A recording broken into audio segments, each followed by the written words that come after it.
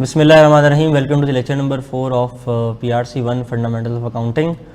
आज के लेक्चर में हम डेप्रिसिएशन की कहानी को थोड़ा सा और मज़ीद आगे लेके जाएंगे, बट बिफोर दैट तिलावत कर दो ताकि फिर हम क्लास स्टार्ट करें।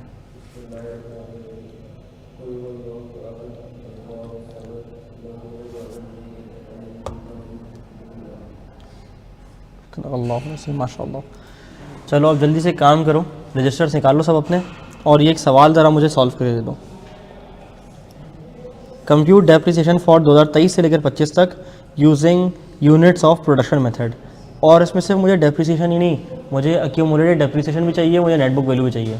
ठीक है, इसके अंदर मैं रिक्वायरमेंट तुम्हारी क्लास के लिए ऐड कर देता हूँ कि मुझे इसके अंदर एक्यूमुलेटेड डेप्रिसिएशन भी चाहिए और मुझे नेट बुक वैल्यू भी चाहिए। ठीक है, जल्दी से कर लो, शाबाश। कितना आ रहा है रेट? 7 आ रहा है।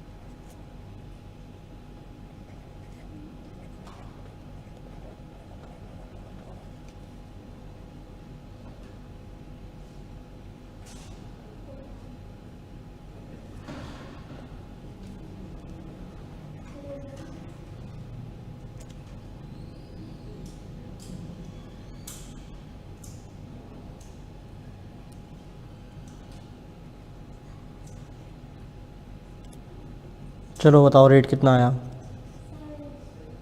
7 कैसे? कॉस्ट माइनस रेजिडुअल वैल्यू कितनी? 1 लाख डिवाइड बाय 2 लाख, कितना आ रहा है? 7। तुम लोगों की आसानी के लिए ना मैं यहाँ पे एक और चीज़ दिख रहा हूँ। देखो मैंने यहाँ पे यूनिट्स को क्या कह दिया?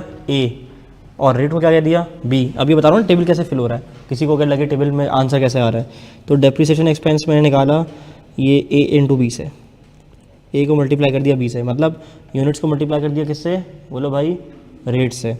अच्छा, और अगर मैं इसको कह दूँ C, तो एक्यूमुलेटेड डेप्रिसिएशन कैसे आएगा? ये आएगा A मल्टीप्लाई बाय C। ऐसा ही है, डन। चलो मुझे बताओ आज तक के यूनिट्स कितने हो गए? 30,000, और ये 70,000, और ये 1,05,000। डेप्रिसिएशन एक्सपेंस कितना है बताओ? 7 3 21, 2,10,000 आएगा। 4 7 28, 2,80,000 आएगा। और 30, अब यहाँ मैं फंस गया ना, 7 21 और 5 7 था 35, 21 और 35 3.5, कितना? 2,45,000 रुपये, 245,000 पक्का। चलो बताओ एक्यूमुलेट कितना आया? 2 10 80 और 1 90, कितना? ऐसा ही है, यही आया? ठीक है, चलो अब बताओ कितना आया ये? हाँ जी, 7,35,000। बुक वैल्यू कितनी आई बताओगे? 12,90,000। और अगला 10,10,000 ऐसे ही लिखेंगे। चलो अगला बताओ। 7,35,000, 65,000।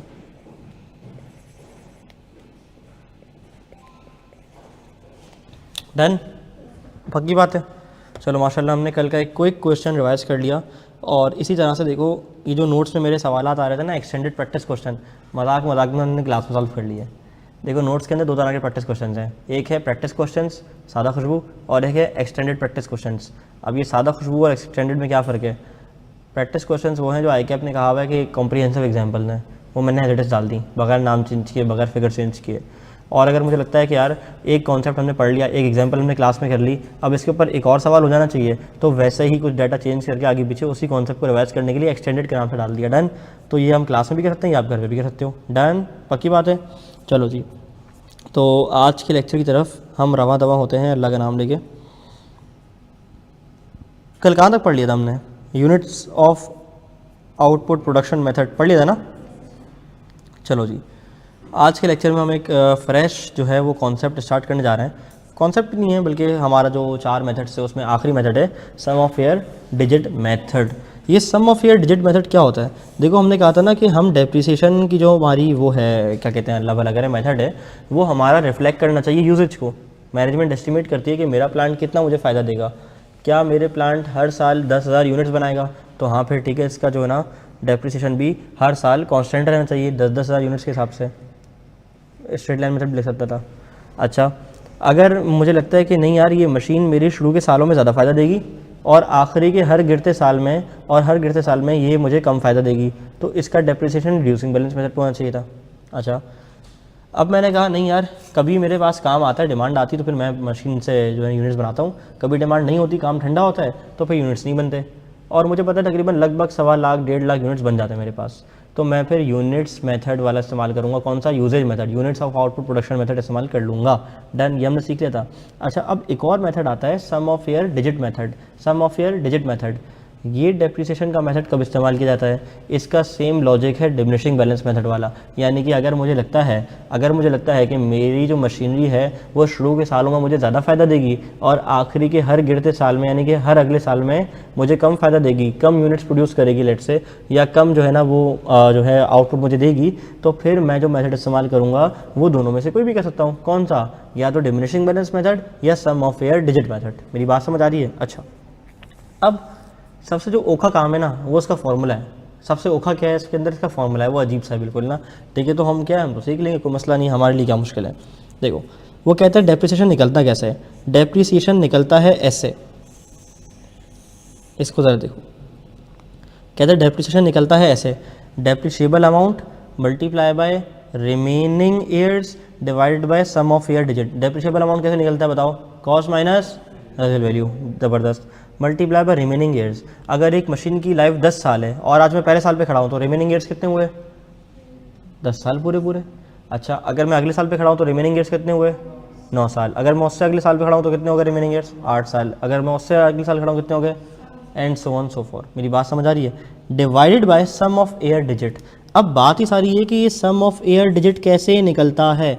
ये सम ऑफ एयर डिजिट कैसे निकलता है? इसको निकालने के 2 तरीके हैं, एक आसान तरीका, एक मुश्किल तरीका। पहले मुश्किल तरीका सीखते हैं।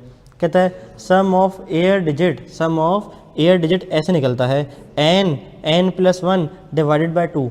ये n क्या है? लेट्स से अगर मैं एग्जाम्पल नंबर 1 रखूँ, अगर मैं एग्जाम्पल नंबर 1 को आपके साथ लेके चलूँ और मैं आपको कहूँ भाई एग्जाम्पल नंबर 1 में मेरे पास जो ईयर्स हैं वो हैं 5 ईयर्स। वो कितने हैं बोलो भाई? 5 ईयर्स। तो सम ऑफ ईयर कैसे निकलेगा? ये n रिप्रेजेंट करता है बच्चों नंबर ऑफ़ ईयर्स को, तो मैं यहाँ 5 रखूँगा, यहाँ रखूँगा 5+1 और डिवाइड कर दूँगा किससे? 2 से। मुझे ज़रा बताओगे कि आंसर क्या आ रहा है? 5+1 6, 6 5 30, 30 डिवाइड बाई 2 15। कितना आ रहा है? 15 आ रहा है ना? पक्का? अच्छा चलो ज़बरदस्त। अब इसका शॉर्टकट बताऊँ। मेरे पास ज़िंदगी कितने साल की है? 5 साल ना। यहाँ से रिवर्स गिनती करना शुरू कर दो। 5 4 3 2 1। देखो, और 5 4 3 2 1 15। ज़बरदस्त। ठीक है, चलो एक और एक्सरसाइज करें, मज़ा आ रहा है यार, ये तो बड़ी अच्छी गेम है। ठीक है, स्क्विड गेम याद आ गया। चलो अब अज्यूम करता हूँ कि एग्जांपल नंबर 2 यहाँ पे ले देता हूँ। अज्यूम करता हूँ कि इस मशीन की जो ज़िंदगी है वो है 6 साल। वो है कितने साल बच्चों? 6 साल। तो पहले मुश्किल वाला काम, 6 + 1 डिवाइडेड बाय 2 कितना हुआ बताओ? 6 एक 7 और 7 5 35, 7 6 42, 42 डिवाइड बाई 2 21। ऐसे ही है क्या? मैथ है भाई, आपका नॉलेज तो कमाल का है। ऐसे ही है।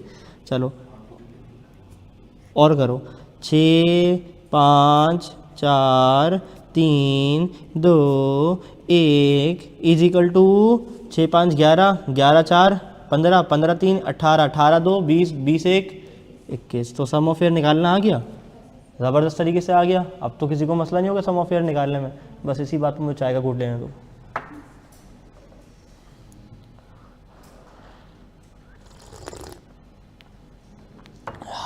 ओके अच्छा, वो कह रहा है एक्यूमुलेटेड डेप्रिसिएशन निकालने का भी एक फॉर्मूला है। कहते हैं डेप्रिशिएबल अमाउंट को मल्टीप्लाई कर दो आज तक जितने साल पास हो चुके हैं divide by sum of year digit. कोई मसला नहीं है, हमें फॉर्मूले में नहीं घूमना, हम प्लस कर लेंगे गरीबों की तरह, कोई टेंशन नहीं है हमें। ठीक है, चलो अगर इस्तेमाल करना हो तो ये वाला फॉर्मूला भी आप इस्तेमाल कर सकते हो। आपको पता होना चाहिए भाई इसका फॉर्मूला क्या है। ठीक है, इस्तेमाल करना ना करना तो आंजी मर्जी आहे, इस्तेमाल करना ना करना तो आंजी मर्जी आहे। डन।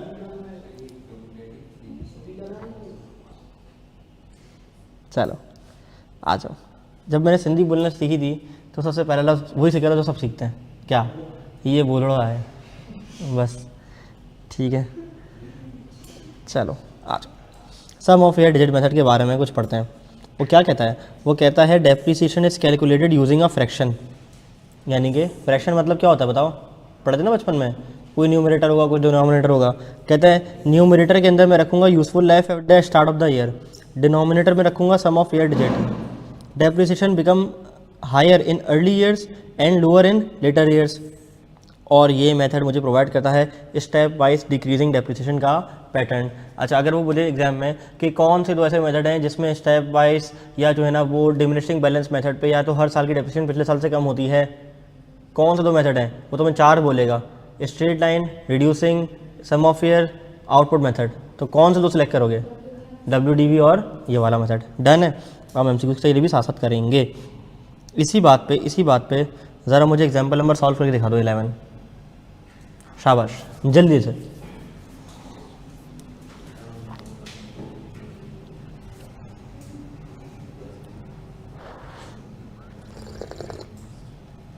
हाँ हाँ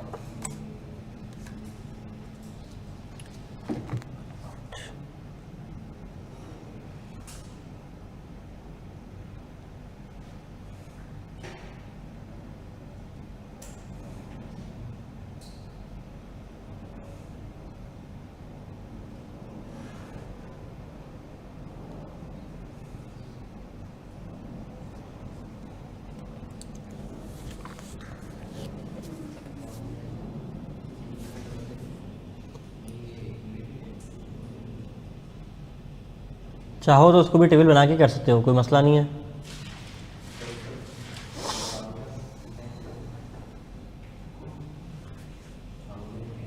फॉर्मूला कौन का?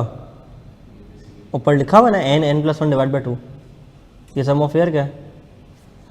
और इसके ऊपर का फॉर्मूला ये रहा, depreciable amount multiply by remaining years divide by sum of year digits. 62 का आंसर आ रहा है 30,000। सही आ रहा है। चलो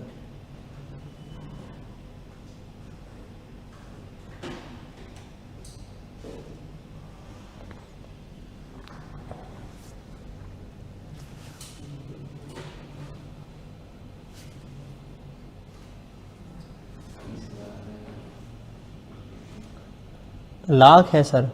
अच्छा 3 लाख है, 3 लाख 30,000 है, 30,000 है ना? तो लाख क्यों बोल रहे हो? खुद ही सही करके गलत कर रहे हो। बात से एक बात बताओ, मेरी मशीन की वैल्यू 1 लाख है तो 3 लाख का डेप्रिसिएशन कैसे आएगा? है 30 लाख की इन्वेस्टमेंट में 35 लाख का घाटा कैसे?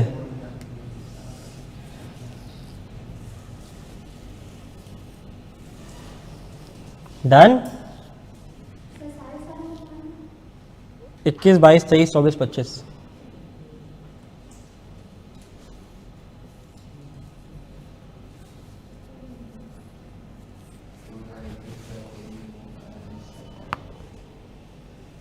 खान साहब रजिस्टर पे चाहिए मुझे चीज़ें।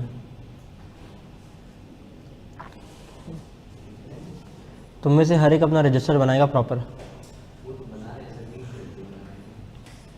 नीट करके।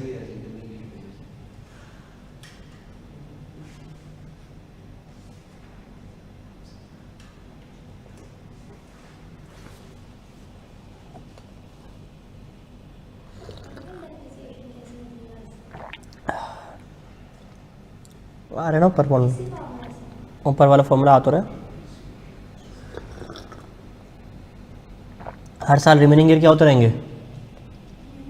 पहले साल में रिमेनिंग ईयर 5, अगले साल में रिमेनिंग ईयर 4, फिर रिमेनिंग ईयर्स 3, फिर रिमेनिंग ईयर्स 2, फिर रिमेनिंग ईयर 1।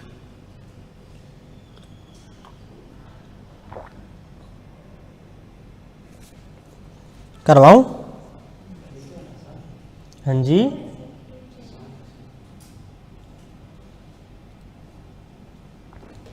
चलो मैं एक काम करता हूँ,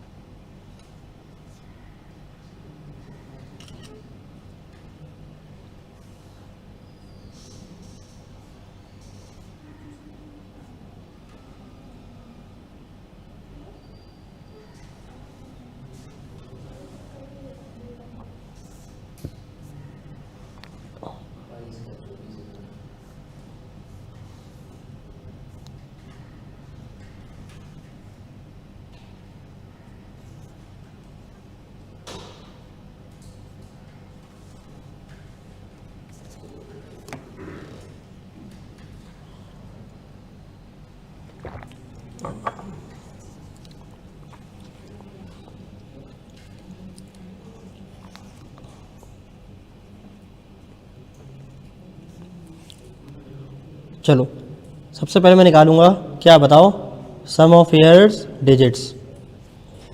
तो आपने क्या करना है, लिखना है स्टेप 1,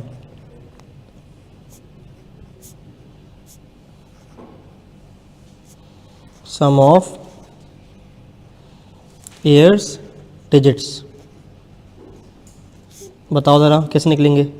क्या है वो, कहते हैं सवाल में कि 1 लाख कॉस्ट है, यूज़फुल लाइफ 5 साल है, रेजिडुअल वैल्यू 10,000 है, ईयर एंड 31 दिसंबर है। 21, 22, 23, 24, 25 का ज़रा मुझे बतलाओ तो मैं जानूँ, बतलाओ तो मैं जानूँ। चलो वो कहता है जनाब n + 1 डिवाइड बाय 2 2 n कितना 5, ये तो हमने ऊपर अभी निकाला है, कितना 15। अच्छा और ये और मैं अभी लिखवा रहा हूँ, जैसे लिखना नहीं है आपने, ताकि तुम लोगों को पता हो कि कैसे निकलता है, ठीक है।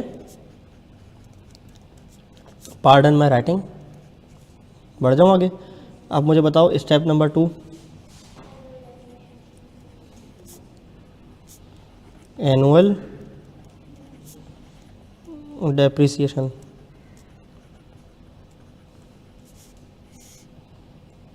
अच्छा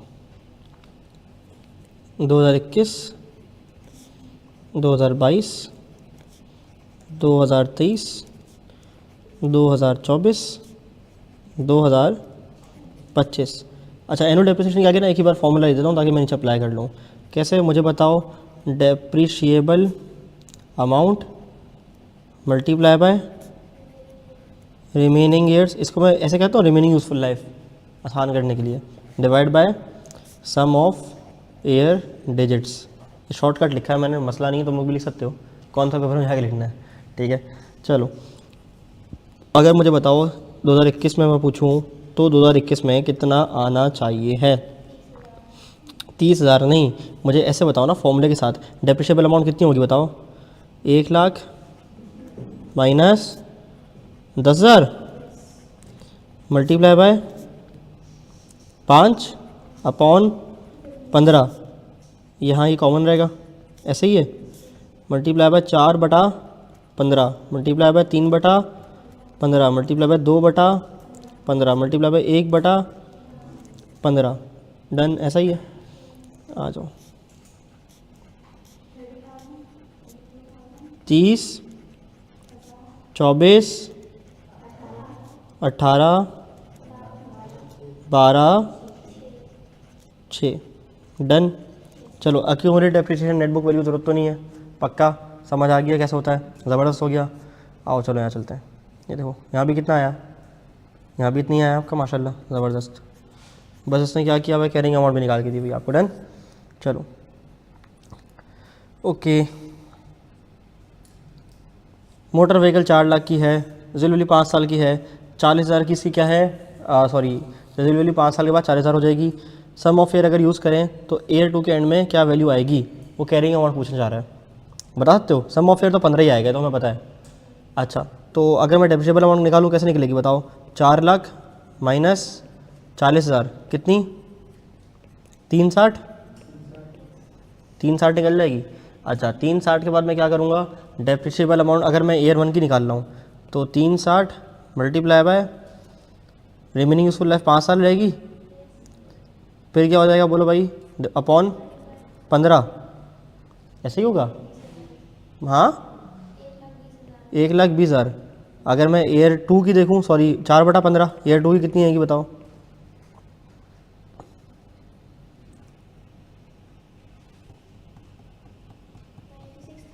$96,000। मुझे ज़रा बता सकते हो कैरिंग अमाउंट कैसे आ रही है, कैरिंग अमाउंट बता दो ज़रा मुझे, कैसे निकालोगे कैरिंग अमाउंट। कॉस्ट में से क्या माइनस करोगे, क्या माइनस करोगे, एक्यूमुलेटेड डेप्रिसिएशन माइनस करोगे, तो एक्यूमुलेटेड डेप्रिसिएशन किसका सम होगा, 1, 20 और 96 का, दोनों सालों की माइनस करके बताओ, 1,84,000। वाह भैया आपका नॉलेज तो कमाल का है, कैसे किया आपने ये सब। अब देखो मैंने इतनी लंबी की नहीं, हमने तो सिर्फ सीधा फॉर्मूला याद कर लिए हैं, हमने उसको अप्लाई किया, रफ पेपर पे लिखा, जल्दी जल्दी खल्ली वल्ली कैलकुलेटर मारा, आंसर आ गया, ख़त्म बात। हमें तो यही करना है। पेन अगर आप नहीं बजाएंगी ना तो मुझे थोड़ा सा अच्छा लगेगा, मैं आपको बहुत शुक्रगुजार रहूँगा ज़िंदगी भर। आप क्या कहते हैं उसको, वो हिंदी में क्या कहते हैं, आबेगारी, आभारी, हाँ मैं आपका आभारी रहूँगा ज़िंदगी भर, ठीक है। अच्छा जी, एक और चीज़ सिखानी है हमें, छोटी सी कुछ भी नहीं है, no rocket science, just a change in calculation. मुझे बताओ, हम सब ने ये मेथड पढ़ा है, बोलोगे सर इस पर क्यों आ रहे हो, इतना आसान है, ऐसा ही है। चलो मुझे एक ज़रा बात बताओ, अगर मैं तुम्हें एक डाटा दूं और कहूं भाई इसकी कॉस्ट है 1 लाख, ठीक है, इसकी रेजिडुअल वैल्यू है 10,000, इसकी यूज़फुल लाइफ है 10 साल,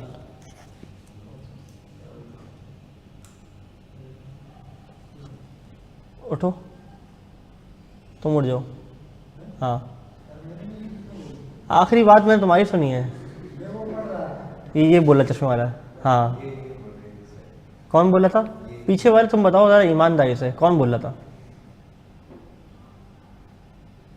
ये रेड शर्ट, उठ जाओ, आ जाओ आ जाओ आ जाओ आ जाओ आ जाओ आ जाओ, मेरे साथ में बैठ के मुझसे पूछो क्या कहना चाहते हो, तुम मेरे करीब बैठो, मैं तुम्हारी आवाज़ सुनना चाहता हूँ, आ जाओ शाबाश, जल्दी आ जाओ, टाइम था हमारा क्लास का वक्त कीमती है। बहुत सारे लोगों के ना अरमान थे कि मैं तुम में से किसी को एक उठाऊं और किसी को आगे बैठाऊं, तुम्हारा भी अरमान था, क्या बात है यार। आ जाओ शाबाश, यहाँ बैठो हॉट सीट पे। नाम क्या है मेरे भाई का, हाँ क्रीस, इदरीस, हाँ क्रीस तो जो है ना वो उसको दे। इदरीस भाई हमारे साथ मौजूद है आज, मेहमान खुसूसी हॉट सीट के। अच्छा आ जाओ, आपसे मुझे बताओ, अगर मैं तुमसे पूछूं ईयर 1 का डेप्रिसिएशन कितना होगा तो कैसे निकालोगे। तुम बोलोगे भाई कोई मसला ही नहीं है यार, क्या हो गया उदैत भाई, cost minus residual value divide by useful life. Sir आपके कपड़े और कैप हमेशा सेम होती है, तो क्या फैशन करने का हक सिर्फ लड़कियों को है, लड़कों को नहीं है, हैं? और लड़कों में भी जो अगर कोई दाढ़ी टोपी रख ले तो उसको फैशन करने का हक नहीं है क्या, मेरा भी तो दिल करता है अच्छा दिखूं, है ना। दिल है यार, दिल नन्हा सा है, छोटा सा है, कहते हैं ऐसे ऐसे बनाते हैं ना। मेरा भी छोटा सा दिल है, मेरा भी दिल करता है मैं मैचिंग करूं, मैं थोड़ा सा फैशन करूं, मैं अच्छा लगूं। है बस भाई, आपको पसंद नहीं है पर अच्छा लगना। चलो, मुझे जो है ना, जो भी शौक चढ़ता था ना ज़िंदगी में, उसकी ना एक वेव आती थी, लहर, और वो ख़त्म हो जाया करता था फुस करके। तो अम्मी कहती थी कि बेटा तुमने तो टोपियाँ ले ली है ना, ये 5-6, ये तुम नहीं पहन सकते, नहीं पहनोगे, है ना। नहीं भी मैं पहनूंगा। आउट ऑफ नो वेयर मैंने पैंट शर्ट क्विट की, सलवार कमीज़ पे आया, फिर मैंने मैचिंग की टोपी लगाना शुरू किया। यार ये तो बड़ा टाइट लग रहा है यार, थोड़ी सी अच्छी पर्सनैलिटी लगती है सुनो मेरी। फिर हमने वही शुरू कर दिया, करते करते करते करते फिर और टोपी और टोपी और टोपी, अभी कोई तकरीबन 26-27 के करीब हो गई हैं। अब जब भी मैं नया सूट लेता हूँ फिर मैं देखता हूँ मैचिंग की टोपी नहीं है, अरे यार लेनी पड़ेगी, फिर मैं लेकर आता हूँ। तो ये है। चलो यार, ज़रा बताओ कितना आया। 9,000। अच्छा, ज़रा बताओ एयर 2 का कैसे आएगा। Cost minus residual value divide by useful life, कितना, ऐसे ही आएगा ना। अच्छा, अगर मैं तुमसे कहूँ कि ये आंसर एक और तरीके से भी आ सकता है, ये आंसर एक और तरीके से भी आ सकता है, तो बुरा तो नहीं रहेगा। कैसे, मैं कहूँगा carrying amount divide by remaining useful life. अगर मैं बोलूँ ईयर 2 का बताओ तो ऐसे निकल आएगा। चलो एक काम करते हैं, इसको ईयर 3 ईयर 4 भी कर लेते हैं ना, ताकि 2 सालों का और डेटा आ जाए। बल्कि एक काम करते हैं ना, when you use 100% of your brain, ये देखो, जब आप अपने दिमाग का 100% इस्तेमाल करते हैं ना तो ऐसा होता है। ये हमने किया कापी, ये हमने किया पेशट, ये देखो कैसा। अब तुम लोग लिखो गरीबों की तरह, मैं चेंज करूँगा सिर्फ इसके ईयर्स। कैसा, मेहंदी अच्छा है। ये ब्लैक क्यों हो गया भाई।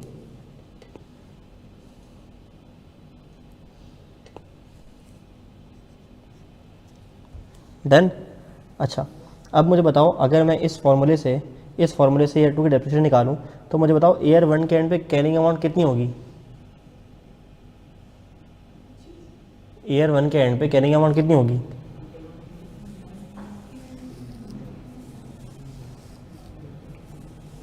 बताओ।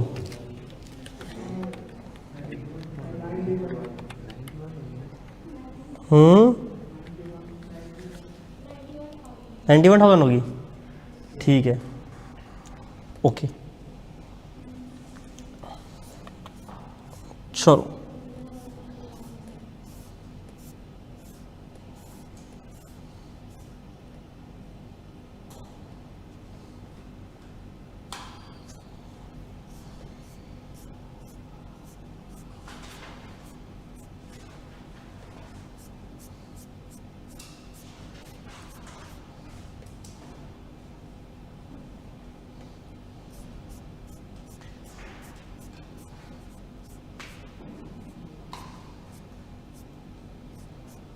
आते हैं इस पर दोबारा।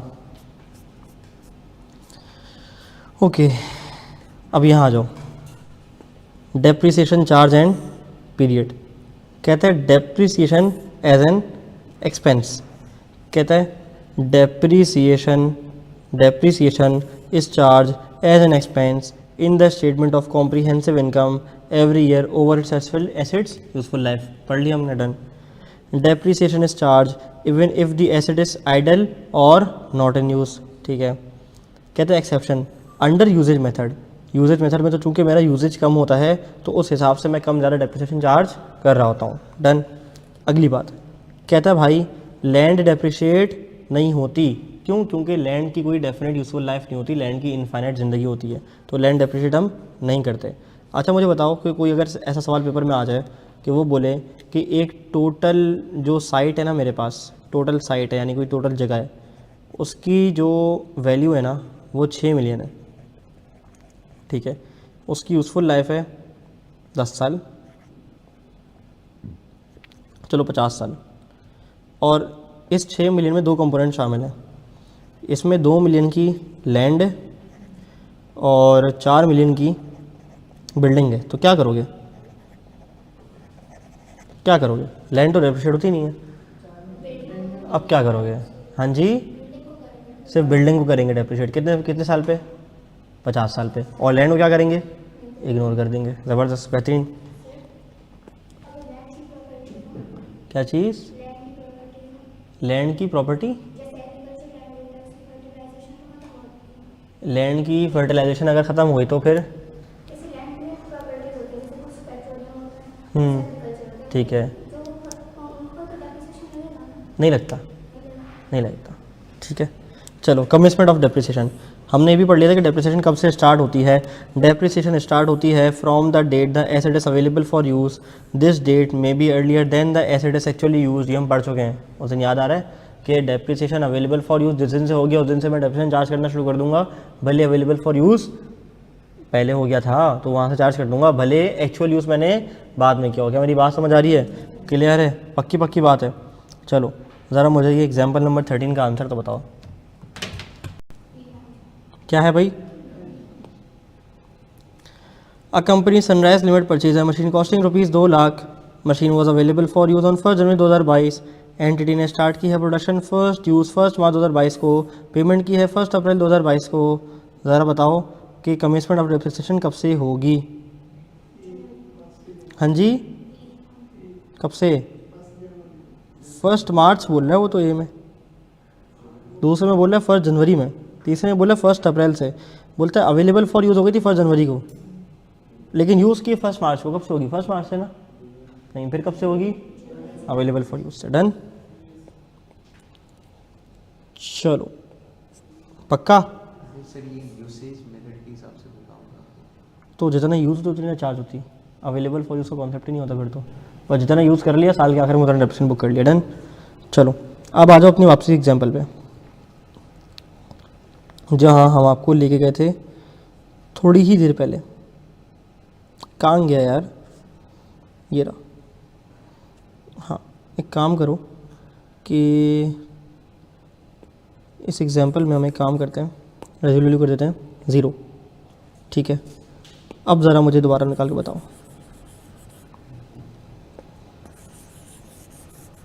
वरना वो आप लोग ना गिच पिच कर देते, गिच पिच।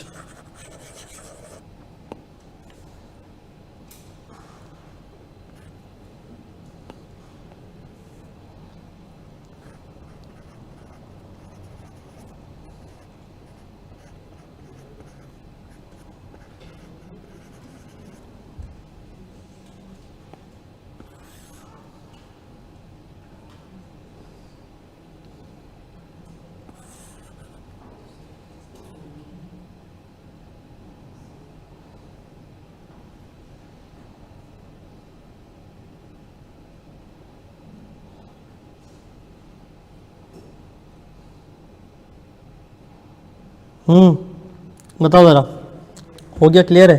अच्छा, अब मुझे एक बात बताओ, अगर मैं इस 1 साल के आखिर में कैरिंग अमाउंट लिखूं तो कितनी आएगी? ज़रा बताओ ये। हाँ जी, 90, यहाँ पे 80, यहाँ पे 70, यहाँ पे 60। अच्छा, अगर मैं ईयर 2 पे खड़ा हूँ और मैं देख रहा हूँ कि 1 साल की ज़िंदगी गुजर चुकी है और कितने साल की बाकी है? बोलो बच्चों, 8 साल की बाकी है। कितने साल की बाकी है?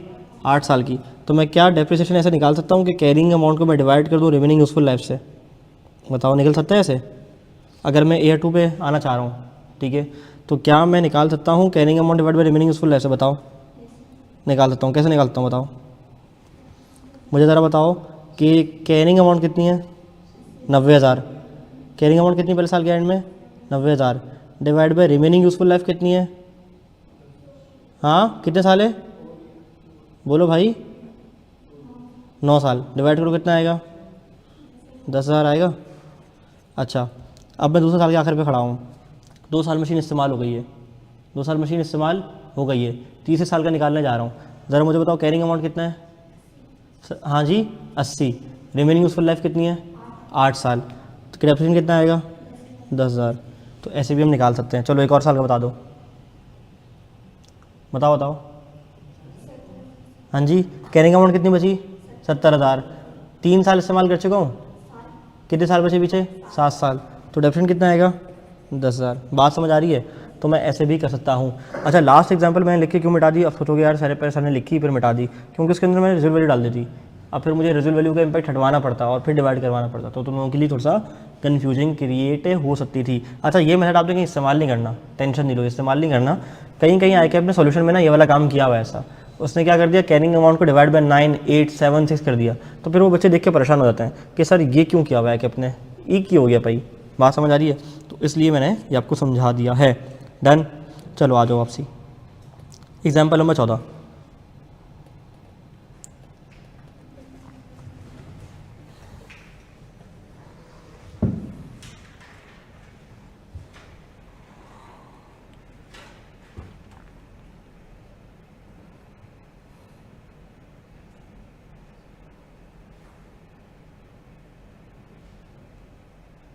बी कह रहे हैं बच्चे तो। बताओ, a company river bank bought an equipment 3,50,000 का अवेलेबल फॉर यूज़ हुआ 15 जनवरी 2023 को। इंस्टॉल भी कर दिया और तैयार शैयार भी हो गया भाई माशाल्लाह। एक्चुअल प्रोडक्शन स्टार्ट हुई यकम अगस्त को, एडवांस पेमेंट की यकम मई को। बताओ कब से मैंने इसको डेफिनेट चार्ज करना है? When the asset is available for use. शाबाश। चलो चलो अब एक और कॉन्सेप्ट पढ़ने जा रहे हैं। वो कह रहा है देखो डेप्रिसिएशन स्टार्ट कब होता है, ये तो हमने आप पढ़ लिया, बखूबी सीख लिया ना। कब स्टार्ट होता है बताओ? जब asset is available for use. कह रहा है कोई ज़िंदगी भी तो होती होगी ना, डेप्रिसिएशन क्या ज़िंदगी भर बुक करता रहूँगा, अपनी किताबों में रखता रहूँगा? तो डेप्रिसिएशन जब खत्म कर दूंगा, जब पूरी की पूरी डेप्रिसिएशन चार्ज कर चुका हूँगा। ऐसा ही है, डेप्रिसिएशन स्टॉप हो जाएगी when the asset is deregistered, disposed of और no longer recognise in the books. इसका मतलब क्या है कि एसेट मेरी किताबों में 5 साल के लिए आ रहा था, 5 साल तक मैंने इसको अपने आँखों की जीनत, किताबों की जीनत बना के रखा, 5 साल तक इसके ऊपर डेप्रिसिएशन चार्ज किया, और 5वें साल के आखिर में मैंने उसको बोला निकल जाओ मेरी किताब से बाहर। अपनी बुक से मैंने इसको क्या कर दिया भाई, निकाल दिया। और अपनी बुक से निकालने के बाद मैंने क्या कर दिया बच्चों बताओ? एसेट को डी रिकॉग्नाइज कर दिया। इसे हम कहते हैं डी रिकॉग्निशन। एसेट को डी रिकॉग्नाइज कर दिया और डेप्रिसिएशन चार्ज करना बंद कर दिया। And they live happily thereafter. बात समझ आ रही है? चलो आ जाओ। चलो ये एग्जाम्पल अभी हम थोड़ी देर पहले करके आए हैं। ज़रा एग्जाम्पल नंबर 15 को देखते हो? थोड़ी देर पहले करके आए, ज़्यादा पुरानी बात नहीं है, अभी आज की ही बात है। पढ़ो ज़रा इसको। अब चैप्टर ना हमारे अख्ताम की तरफ जा रहा है, मज़े की बात है। सारा सब कुछ पढ़ लिया हमने 4 दिन में। आसान है ना? आसान है इंशाल्लाह। अभी एमसीक्यूज़ करोगे तो लग पा जाएगा ना, आसान था नहीं था। तुम लोगों ने कल करने नहीं दिया मुझे एमसीक्यूज़ यार, बहुत मूड सा आया था, मैं दिल तोड़ दिया। सर आप बहुत अच्छा पढ़ाते हैं, थैंक यू।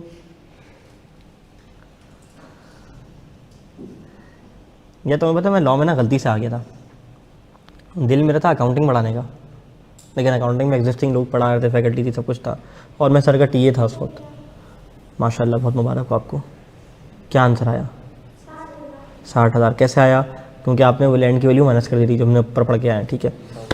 तो यहाँ पे लॉ की फैकल्टी जो हमारी थी, हमारे भाई पढ़ाते थे मुसम्मिल भाई, उनकी कतर जॉब हो गई, वो चले गए कतर। तो पीछे लॉ की सब्जेक्ट में वैकेंसी आ गई। सर ने कहा पढ़ाना है? मैं कहा सर पढ़ाने का तो शौक था ना, कुछ भी पढ़ा लेंगे। तो पहला बैच लॉ का पढ़ाया, और इंटरेस्ट कुछ खास नहीं था कि लॉ में इंटरेस्ट होगा और सब कुछ होगा, बस पढ़ा लिया। पहले बैच में मेरिट आ गया। मेरिट समझते हो, पाकिस्तान में टॉप। तो जिसको पढ़ाया था स्टूडेंट को लाहौर वॉर का था, कोई मुल्तान का, आई डोंट नो, उसका मेरिट आ गया भाई पहले बैच में। फिर मुझे लगा यार मैं तो लॉ भी अच्छा पढ़ा सकता हूँ, क्या बात है यार, तो नया एरिया मिल गया। फिर लॉ पढ़ाया, कंपनी लॉ। फिर बिजनेस लॉ की वैकेंसी आ गई। मैंने कहा वाह यार, ये भी ला दो, इधर ले आओ, शाबाश। तो हमने बिजनेस लॉ पढ़ाना शुरू कर दिया। अब बिजनेस लॉ कंपनी लॉ मर्ज हो गया, तो पूरा सब्जेक्ट मेरे पास है। फिर अकाउंटिंग हम अपने प्यारे भाई होता है, सब एक साथ शेयरिंग पे चला रहे होते हैं। कभी कुछ टॉपिक वो पढ़ते हैं, कभी कुछ टॉपिक मैं ले लेता हूँ, तो हम मिल बांट के चला रहे होते हैं। हालांकि डेप्रिसिएशन मेरा फर्स्ट टाइम है, लेकिन डेप्रिसिएशन फर्स्ट टाइम थोड़ी है, अकाउंटिंग का डेप्रिसिएशन पीआरसी वाला फर्स्ट टाइम है, ठीक है। कॉन्सेप्ट तो वही है सारे। चलो आ जाओ। एग्जाम्पल नंबर 16 कहता है एक एंटिटी ने कंस्ट्रक्ट की है बिल्डिंग अपने खुद के इस्तेमाल के लिए, ज़बरदस्त। तो मैं क्या करूँ, बिल्डिंग कंप्लीट की थी यकम जुलाई 2008 को और इसमें बसेरा किया यकम सितंबर 2008 को। मैं बिल्डिंग को यूज़ करना चाहता हूँ लॉन्ग टाइम के लिए। Then due to expansion in its business it decided on 1 July 15 to shift to the new rented premises. उसने बोला मैं ये दुनिया ये मंजिल मेरे काम की नहीं, मैं चला जाता हूँ घूमने के लिए कहीं और। The entity shifted to new premises on यकम अगस्त 2015 and dispose of the old building on 31 दिसंबर 2015। तो कहना क्या चाहते हो, वो कह रहा है आइडेंटिफाई करो कि जब मैं डेप्रिसिएशन चार्ज करना शुरू करूँगा और डेप्रिसिएशन ख़त्म करूँगा, मुझे ज़रा बताओ कि एसेट अवेलेबल फॉर यूज़ कब हुआ। The building was completed on 1 जुलाई 2008, तो एसेट अवेलेबल फॉर यूज़ हो गया ना, तो कमिटमेंट ऑफ डेप्रिसिएशन हो गई। अच्छा मुझे बताओ सीजेशन ऑफ डेप्रिसिएशन कब होगी, यानी कि डेप्रिसिएशन चार्ज करना कब बंद करूँगा, कब बंद करूँगा बताओ। जब मैंने बिल्डिंग छोड़ दी है ना, जब मैंने बिल्डिंग छोड़ दी, मतलब यार मैं तो छोड़ के जा रहा हूँ, मैं बाहर निकल रहा हूँ, एयर एंड पे काम करता हूँ। जैसे 31 दिसंबर के रात के 12 बजने वाले होंगे ना, घर से जाके बाहर खड़ा हो जाऊँगा घर के गेट से, चल भाई घर डेप्रिशिएट नहीं करूँगा मैं। क्यों, मैं तो हूँ ही नहीं घर के अंदर भाई, मैं तो रहता ही नहीं हूँ, ये किसी और का घर है, ऐसा करूँगा क्या, नहीं कर सकता ना ऐसा मैं। तो भाई जब तक आप उसको डिस्पोज ना कर दो, जब तक आपको डेप्रिसिएशन चार्ज करनी है। मुझे बताओ इस सवाल में डिस्पोज मैंने कब किया, 31 दिसंबर को। ज़बरदस्त, क्या बात है, चीते बच्चे हो गए यार, चंगा मंगा हो गया, शाबाश। ओके चलो,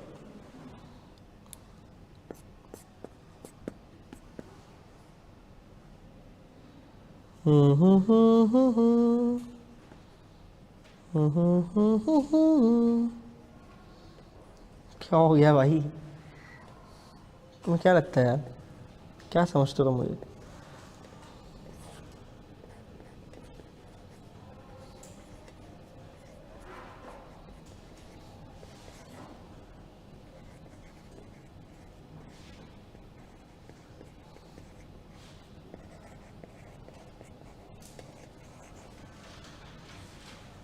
अपने पास हेडिंग डालो, चेंज इन डेप्रिसिएशन मेथड। भाई जब मैं अंकल से मशीन लेकर आया ना, तो अंकल ने कहा बेटा ये तो हर साल इक्वल बेनिफिट देगा आपको, मशीन की एफिशिएंसी ऐसी है नंबर 1, पहले साल भी ज़िंदगी में जितने यूनिट्स प्रोड्यूस करेगा ना, अपने मरते दम तक आखिरी सांस तक उतने ही प्रोड्यूस करेगा एक साल के अंदर। तो मैंने कहा यार अंकल की बात में दम लग रहा है, इसको एक काम करता हूँ, स्ट्रेट लाइन मेथड पर डेप्रिशिएट करता हूँ। मैंने स्ट्रेट लाइन मेथड पर डेप्रिशिएट करना शुरू कर दिया। 2 साल गुजरे, मैंने बोला आए, पहले साल 20,000 यूनिट बनाए, अगले साल 16,500, बस ये तो बहुत माठी मशीन है, चलो एक साल और देखता हूँ। एक साल और गुजरा, 14,000 यूनिट्स। मैंने बोला भाई साहब ये तो गड़बड़ लग रही है, यानी कि जो मेरा डेप्रिसिएशन मेथड था वो तो मुझे गलत लग रहा है, अब क्या करूँ। Oh my God, big loss, अब क्या करूँ। अब पिछले 3 सालों के जाके फाइनेंशियल स्टेटमेंट रिवाइज करूँ तो मुझसे बड़ा बेवकूफ़ कोई नहीं होगा। क्यों, एक डेप्रिसिएशन की कैलकुलेशन की वजह से क्या क्या चेंज होगा, depreciation for the year, accumulated depreciation, net book value, और वो भी एक एसेट नहीं, व्हीकल तो हज़ारों हो सकती हैं कंपनी के पास, प्लांट मशीनरी और पता नहीं क्या कुछ नहीं हो सकता भाई, बात समझ आ रही है। अगर चलो एक क्लास के ऊपर भी अगर मैंने एक क्लास समझ रहे हो, एक वाली क्लास नहीं, एक क्लास ऑफ एसेट, व्हीकल हो गई, मशीनरी हो गई, सब कुछ हो गया, फर्नीचर वगैरह हो गई, फिटिंग्स हो गई, तो अगर मैंने एक किसी स्पेसिफिक क्लास पे भी गलत अप्लाई कर दिया था तो वो तो भाई पूरा तूफान बदतमीजी बच जाएगा, मेरे फाइनेंशियल हिल जाएंगे, मेरा प्रॉफिट चेंज हो जाएगा, प्रॉफिट भी चेंज हो जाएगा। जो मेरे पिछले साल के शेयर होल्डर से, जो स्टेक होल्डर से, जिन्होंने फाइनेंशियल देखे थे, क्या टाइड आपकी यार, प्रॉफिट कमा रही कंपनी, पर चला प्रॉफिट कम हो गया, और बात समझ आ रही, कम भी होता बढ़ भी सकता उस वजह से। यार एसेट्स की वैल्यू ऊपर नीचे हो गई यार, मैंने तो बैंक से लोन लिया था, देखो मेरे पास इतने एसेट्स हैं, पता चला डेप्रिसिएशन आगे पीछे हो गया, एसेट की वैल्यू आगे पीछे हो गई, समझ आ रही है मेरी बात। तो पिछले 3 सालों के फाइनेंशियल हिल जाएंगे, किस किस को बताता फिरूंगा, कैसे कैसे बताता फिरूंगा कि भाई डेप्रिसिएशन गलत चार्ज हो गई थी, मैंने चेंज कर दी, पिछले 3 सालों का एफएस देख लो, 21 वाले शेयर होल्डर्स, 22 वाले शेयर होल्डर, 30 वाले शेयर होल्डर, तो आवाज़ ही लगाता रह जाऊँगा 3 डब्बे वाले, और मुझे में कोई फ़र्क नहीं रह जाएगा, बात समझ आ रही है।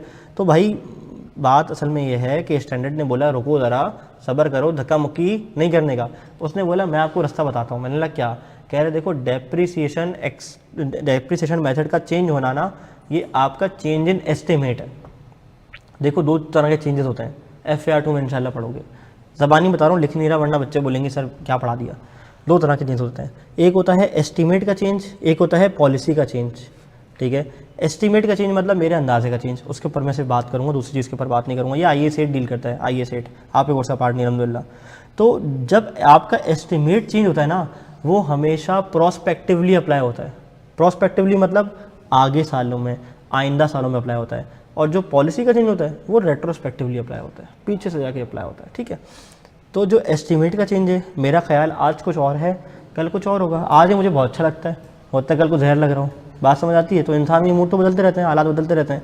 ठीक है, तो भाईजान बात असल में ये है कि डेप्रिसिएशन का जो एस्टीमेट है ये चेंज हो सकता है, ये चेंज हो सकता है, मेथड चेंज हो सकता है। स्टैंडर्ड क्या कहता है?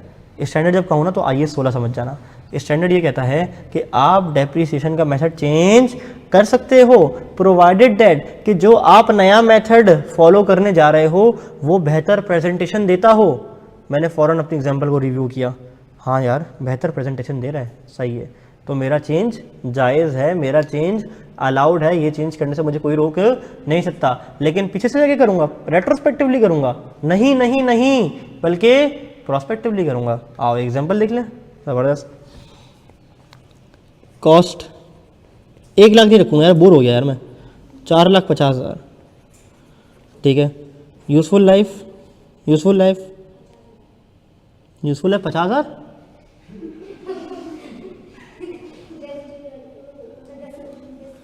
चलो रेजल वैल्यू कितनी? 50,000। चलो उसने बोला 50,000 यार, चलो उसके लिए रख लेते हैं। चलो बताओ यूज़फुल लाइफ में, तुम बता दो फिर। 10 साल। अच्छा चलो ईयर 1 की डेप्रिसिएशन बताओ कितनी आएगी? 4,50,000 माइनस 50,000 डिवाइड बाय 10 कितना? 40,000। चलो ईयर 2 पे आ गए, दोबारा ये काम करा हमने बोला 4,50,000 माइनस 50,000 डिवाइड बाय 10 कितना आया? हाँ जी, कांस्टेंट आया। अब हुआ क्या? अब तक तो तुम्हारा गोल्डन टाइम चल रहा था, बुरा तो इससे आगे है। At the end of year 2 management revised its estimate and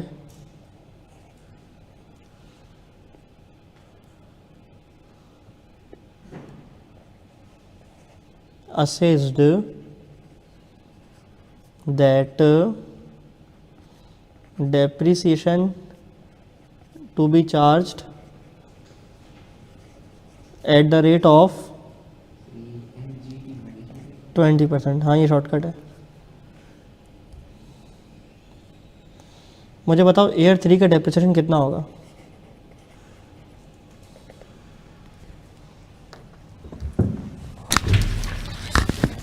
मेहमान आ गए तो उनको रिसीव करना था।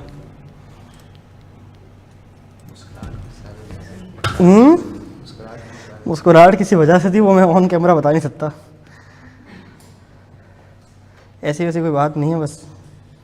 चलो बताओ ज़रा, तीसरे साल का डेप्रिसिएशन क्या निकाला? 74,000। कैसे? 74,000। 74 कैसे आया मुझे बताओ? ईयर 3 के लिए अगर मैं जाऊंगा तो मुझे नेट बुक वैल्यू पे कोई ना कोई रेट लगाना पड़ेगा ना भाई। वो कैसे आएगा? नेट बुक वैल्यू कितनी होगी बताओ? मेरे पास कॉस्ट थी 4.5 लाख। ठीक है, 4.5 लाख में से मेरे ख्याल 80,000 माइनस करना था। ऐसे ही कितना आया? 3,70,000। तो 3,70,000 पे फिर मुझे रेट लगाना पड़ा होगा ना कोई 20% का। तो कितना बना?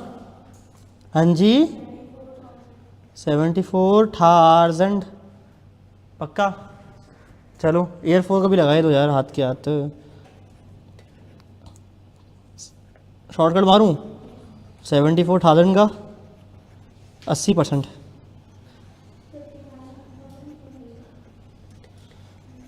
ऐसा पक्का?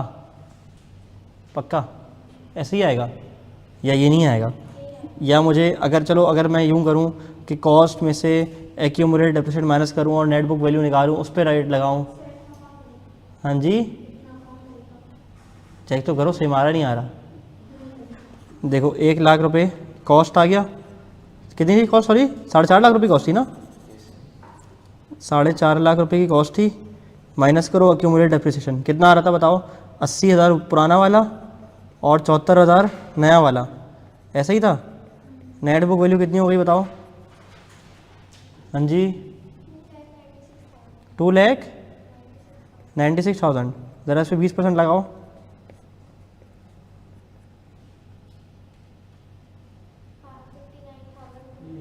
वाओ ब्यूटीफुल, भैया आप तो कमाल करते हो यार, आपका नॉलेज तो कमाल का है, ज़बरदस्त। बात समझ आ रही है। चलो दोनों तरफ से हमने कर लिया, आ जाओ। देखो पहले हम प्रैक्टिकल करते हैं फिर हम थ्योरी पढ़ते हैं। चीज़ मैं सरेमा से सीखी है, बहुत सारी चीज़ें सीखी ज़िंदगी में, तो उनमें से एक चीज़ ये भी है। अब आपने प्रैक्टिकली कर लिया ना एक काम, अब आप जब ये पढ़ोगे ना आप बोलोगे यार कोई नई बात थोड़ी है, तो पता ही है मुझे, कॉमन सेंस है, यहाँ क्यों लिखी हुई है, इतना ईजी हो जाओगे आप इंशाल्लाह। आओ पढ़ो। चेंज इन डेप्रिसिएशन का मेथड कहता है a change from one depreciation method to another is allowed only when new method provides a fairer and more accurate presentation of the financial results and financial position. When the method is changed, the carrying amount of the asset should be written off over its useful life remaining वाली starting from the period in which the change is made. देखो change in depreciation method में भी example ही काम आ सकती थी मेरी, और change in remaining years में भी मेरे काम आ सकती है। वो कैसे मैंने तुम्हें बता दूंगा आगे जाके, ठीक है। अच्छा, फॉर एग्जांपल कहता है एक कंपनी है 2020 में मशीन ख़रीदी है 1 मिलियन की, स्ट्रेट लाइन मेथड पे काम कर रही थी और सेम लेवल ऑफ आउटपुट आएगा, इसको ऐसा लगता था। ये इसकी नादानी थी, नादान क्या जाने कि असलियत क्या है। फिर हुआ कुछ यूँ कि मशीन ने शुरू में अच्छा परफॉर्म किया, हायर आउटपुट दिया, और वक्त के साथ साथ आगे बढ़ते बढ़ते अपनी औकात दिखा दी। क्यों? Due to wear and tear. जो हमारी मशीन की हालत खस्ता होती है ना आहिस्ता आहिस्ता, इसे हम कहते हैं वेयर एंड टेयर की वजह से। चलो अब चेंज ने फेयर प्रेजेंटेशन क्यों दी? क्योंकि शुरू में इक्वल था, उसके बाद क्या हुआ, दर हकीकत मशीन ने ज़्यादा प्रोवाइड किया मुझे इकोनॉमिक बेनिफिट शुरू के सालों में और हल्का बाद के सालों में। तो फिर हुआ कुछ यूँ कि मुझे जाना पड़ गया किस पे, रिड्यूसिंग बैलेंस मेथड पे, जिसमें शुरू के सालों में ज़्यादा डेप्रिसिएशन और बाद के सालों में कम डेप्रिसिएशन। क्या मेरी बात समझ आती है मेरे बच्चों? चलो ये एग्जांपल देख लो, अब तुम इसको बस देख लो, कोई मसला नहीं है। डन, पक्की बात है। अच्छा, अब थियोरेटिकल बातें आ रही हैं हमारी ना, सारी काम की बातें ख़त्म हो गई हैं। मतलब ऐसा नहीं है कि अब मैं बेकार बातें करने जा रहा हूँ, मतलब मोटा मोटा सब कुछ हो गया है। कहते हैं ना कि हाथी रह गया और दुम रह गई, तो हाथी रह गया और दुम रह गई, अभी दुम निकल जाएगी इंशाअल्लाह। चलो हाँ जी, मैं सोच रहा था कि तुम्हें पीछे बैठा दूँ, लेकिन तुम फिर बोले अब यहीं बैठो। चलो, review of useful life and residual value. वो कह रहा है भाई आपने हर साल के आखिर में ना एक मर्तबा अच्छे बच्चों की तरह, इंसानों की तरह रिव्यू करना है। किस चीज़ का? अपनी यूज़फुल लाइफ और रेजिडुअल वैल्यू का, कि यार जो मैंने डे 1 पे एस्टिमेट किया था वो चेंज तो नहीं हुआ। अगर हो गया तो फिर चेंज इन एस्टिमेट अप्लाई कर दो, कोई मसला नहीं है, लेकिन हर साल के एंड पे रिव्यू जरूर करना। अच्छा, at the end of each reporting period, her reporting period के एंड में these estimate should be revised if they are significantly different from earlier expectation। अच्छा, अगर इमटेरियल फ़र्क हो, भाई पहले मुझे लगता था कि एसेट बिकेगा 10,000 का, अब मेरा एसेट बिकेगा 9,950 रुपये का, तो बहुत बड़ा फ़र्क आ गया। 50 रुपये का फ़र्क आया यार, 50 रुपये के फ़र्क से डिप्रेशन में कितना फ़र्क पड़ जाएगा? कुछ भी नहीं, इमटेरियल। अब इस इमटेरियल चीज़ के लिए जो है ना वो मैं अपना एस्टिमेट रिवाइज करूँ, नहीं बोलूँगा, ठीक है यार, लगभग अंदाज़ा ही होता है ना, एस्टिमेशन ही होती है ना। डन। चलो, वो कहता है effect of revision, the carrying amount of the asset at the date of revision minus any residual value revised should be depreciated over the revise remaining useful life. दोबारा पढ़ो। कह रहा है जो आपके एसेट की कैरिंग अमाउंट होगी ना at the date of revision, उसमें से मैं माइनस कर दूंगा नई वाली रेजिडुअल वैल्यू, और उसको मैं डेप्रिशिएट करूंगा रिवाइज रिमेनिंग यूजफुल लाइफ पे। आओ एक काम करते हैं, हम चेंज इन एस्टीमेट भी देख लेते हैं, यहीं पे करते हैं चेंज इन एस्टीमेट। अभी अच्छी वाली प्रैक्टिस हो जाएगी इंशाल्लाह। चेंज इन एस्टीमेट, इसके मैं आपको करवाता हूँ 3 केसेस करवाता हूँ, चंगा हो जाएगा। आओ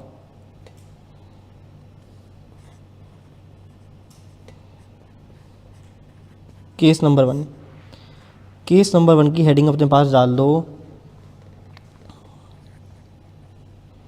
चेंज इन यूजफुल लाइफ।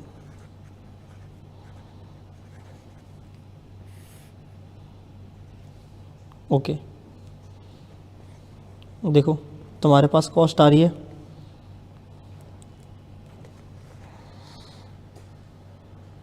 2,50,000, तुम्हारे पास रेजल वैल्यू आ रही है 50,000 की, तुम्हारी यूज़फुल लाइफ आ रही है लेट से 10 साल की। डन। अच्छा मुझे बताओ ईयर 1 का डेप्रिसिएशन कितना निकला होगा? जी कैसे? 2.5 लाख माइनस 50,000 डिवाइड बाय 10 कितना? 20,000। चलो मुझे बताओ ये अगले साल का भी इतना ही आया होगा? हाँ जी अगले साल का भी इतना ही आया होगा। चलो एक काम करते हैं, इसको कॉपी कर लेते हैं।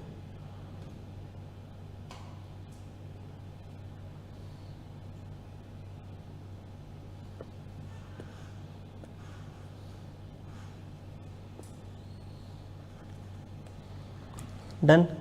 अच्छा अब हुआ ये,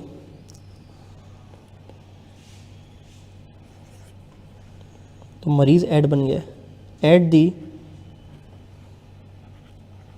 end of year 2 management revised it's estimate and assessed remaining useful life of 5 years only। ये क्या हो गया? मुझे तो लग रहा था मेरी मशीन 10 साल चलेगी, लेकिन 2 साल डेप्रिसिएशन चार्ज करने के बाद मैनेजमेंट ने अपना एस्टिमेट रिवाइज कर दिया और उसको अब गोया ऐसा लगता है कि जैसे इसकी आज के दिन पे खड़े होकर रिमेनिंग यूजफुल लाइफ कितनी है? 5 साल, सिर्फ 5 साल। टोटल यूजफुल लाइफ की बात नहीं कर रहा। There is a difference between total useful life और रिमेनिंग यूजफुल लाइफ। आज खड़े होकर इसकी ज़िंदगी 5 साल की बाकी है, मुझे ऐसा लगता है। अच्छा मुझे एक बात बताओ, ईयर 2 के एंड पे खड़े होकर मेरा ओरिजिनल एस्टिमेशन क्या थी कि ज़िंदगी कितनी बाकी है? 8 साल। ऐसे ही है ना? 2 साल चला के मुझे लगता था कि यार 8 साल बाकी है, ऐसा ही है ना? ईयर 2 के एंड पे खड़े होकर अब मुझे लग रहा है कि रिमेनिंग यूजफुल लाइफ मेरी कितनी है? सिर्फ 5 साल। तो मैं क्या करूँगा, अगर मुझे ईयर 3 का डेप्रिसिएशन एक्सपेंस चाहिए तो मैं क्या करूँगा? मैं बोलूँगा चलो भाई कैरिंग अमाउंट,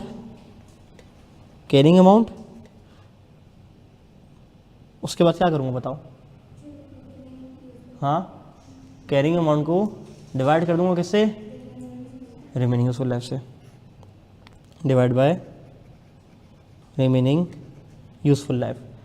ओके मुझे बताओ कैरिंग अमाउंट कितनी आ रही है मेरे पास? हाँ जी 2,10,000। कैसे आ रही है? क्योंकि 2,50,000 मेरे पास क्या थी? कॉस्ट थी। एक्यूमुलेटेड डेप्रिसिएशन माइनस किया, कितना आ गया बोलो भाई? 2,10,000। 40 का माइनस किया ना, 250 माइनस 40, 210 आ गया। 210 divide by remaining useful life. Remaining useful life कितनी है? 5 साल। तो ज़रा मुझे बताओ ईयर 3 का डेप्रिसिएशन अगर मैं निकालूंगा तो कितना आएगा? 2,10,000 डिवाइड बाय 5 कितना? 42,000। चलो ईयर 4 का बताओ कितना आएगा? कैरिंग अमाउंट कितना हो जाएगा, 2 10 में से माइनस कर दो 42, ऐसे ही होगा ना। हाँ जी 2 क्या बोल रहे हो, हाँ जी 1,68,000 आ जाएगा, डिवाइड बाय 4, बताओ कितना आ गया वापसी स्ट्रेट लाइन पे। डन, पक्की बात, क्लियर हो गया, ज़बरदस्त। ये हो गया हमारा case number 1 change in estimate का, जिसके अंदर हमने सिर्फ अभी तक यूज़फुल लाइफ का चेंज देखा है। डन। अच्छा अब आ जाओ, अपने पास हेडिंग डाल लो case number 2 change in residual value.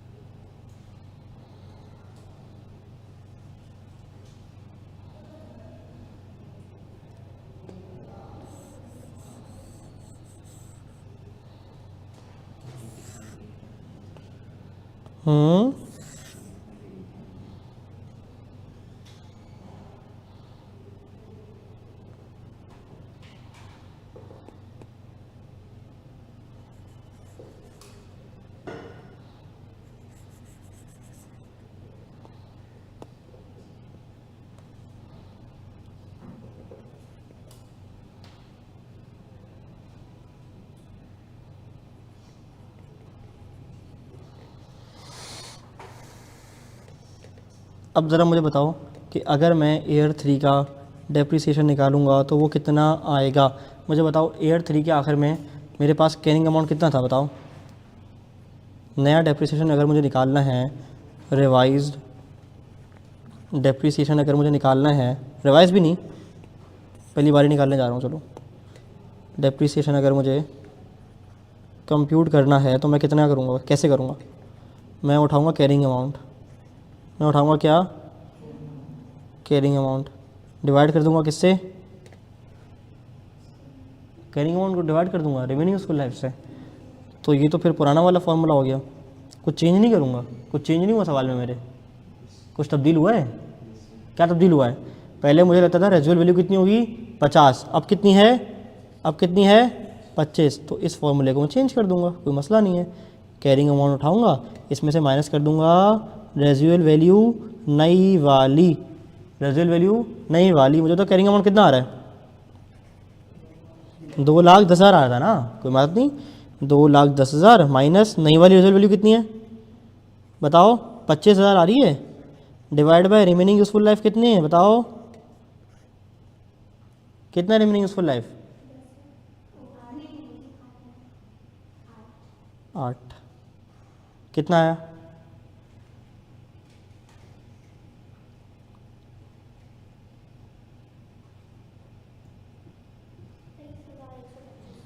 $23,125। Done. चलो अपने पास हेडिंग डाल लो केस नंबर 3, अपने पास हेडिंग डाल लो case number 3 change in residual value and useful life.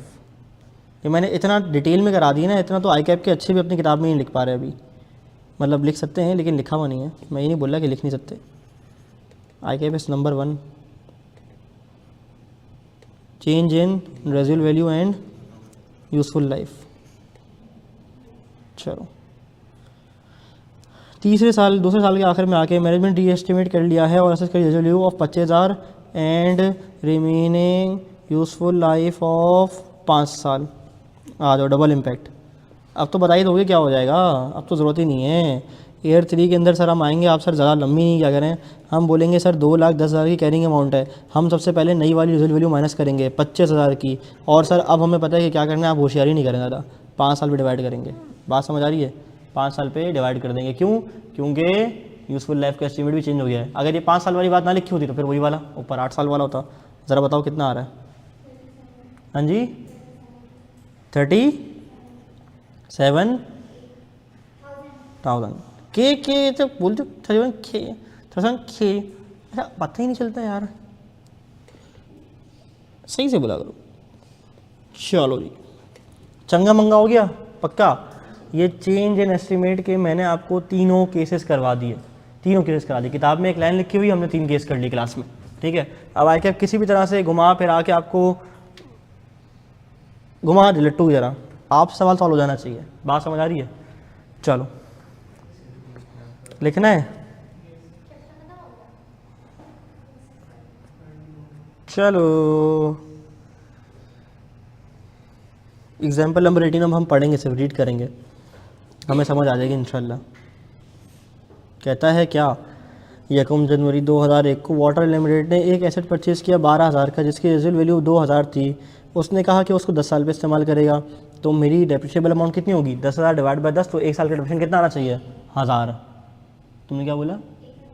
1000। 1 के नहीं बोलना अब। The entity used statement method in 2003, water limited reviewed the useful life and residual of the asset. Direct case number 3 दे दिया इसने, देखो हम लोग कितने प्यार प्यार से पढ़ा है। उसने एसेस किया कि रिमेनिंग यूजफुल लाइफ से 5 साल है, लेकिन रेजिडुअल वैल्यू का एस्टीमेट क्या हो गया? बढ़ गया है। कम भी हो सकता है, बढ़ भी सकता है, इसने बढ़ा दिया, कोई बात नहीं। आ जाओ, तो पहले साल में डेप्रिसिएशन कितना चार्ज हुआ होगा? 1000। दूसरे साल में 1000। तीसरे साल में नेट बुक वैल्यू निकाली होगी, 12,000 minus 1000 minus 1000, 10,000 net book value आ गई, माइनस कर दी नई वाली रेजिडुअल वैल्यू 7,000 आ गया, डिवाइड बाय कर दिया रिमेनिंग यूजफुल लाइफ। डन, पक्का, इजी, सब साथ हो, हम तो लिख के कर लिया, पूरी एग्जाम्पल सॉल्व कर ली। क्लियर है? पक्का। चलो ओके, 3:53 हो रहे हैं।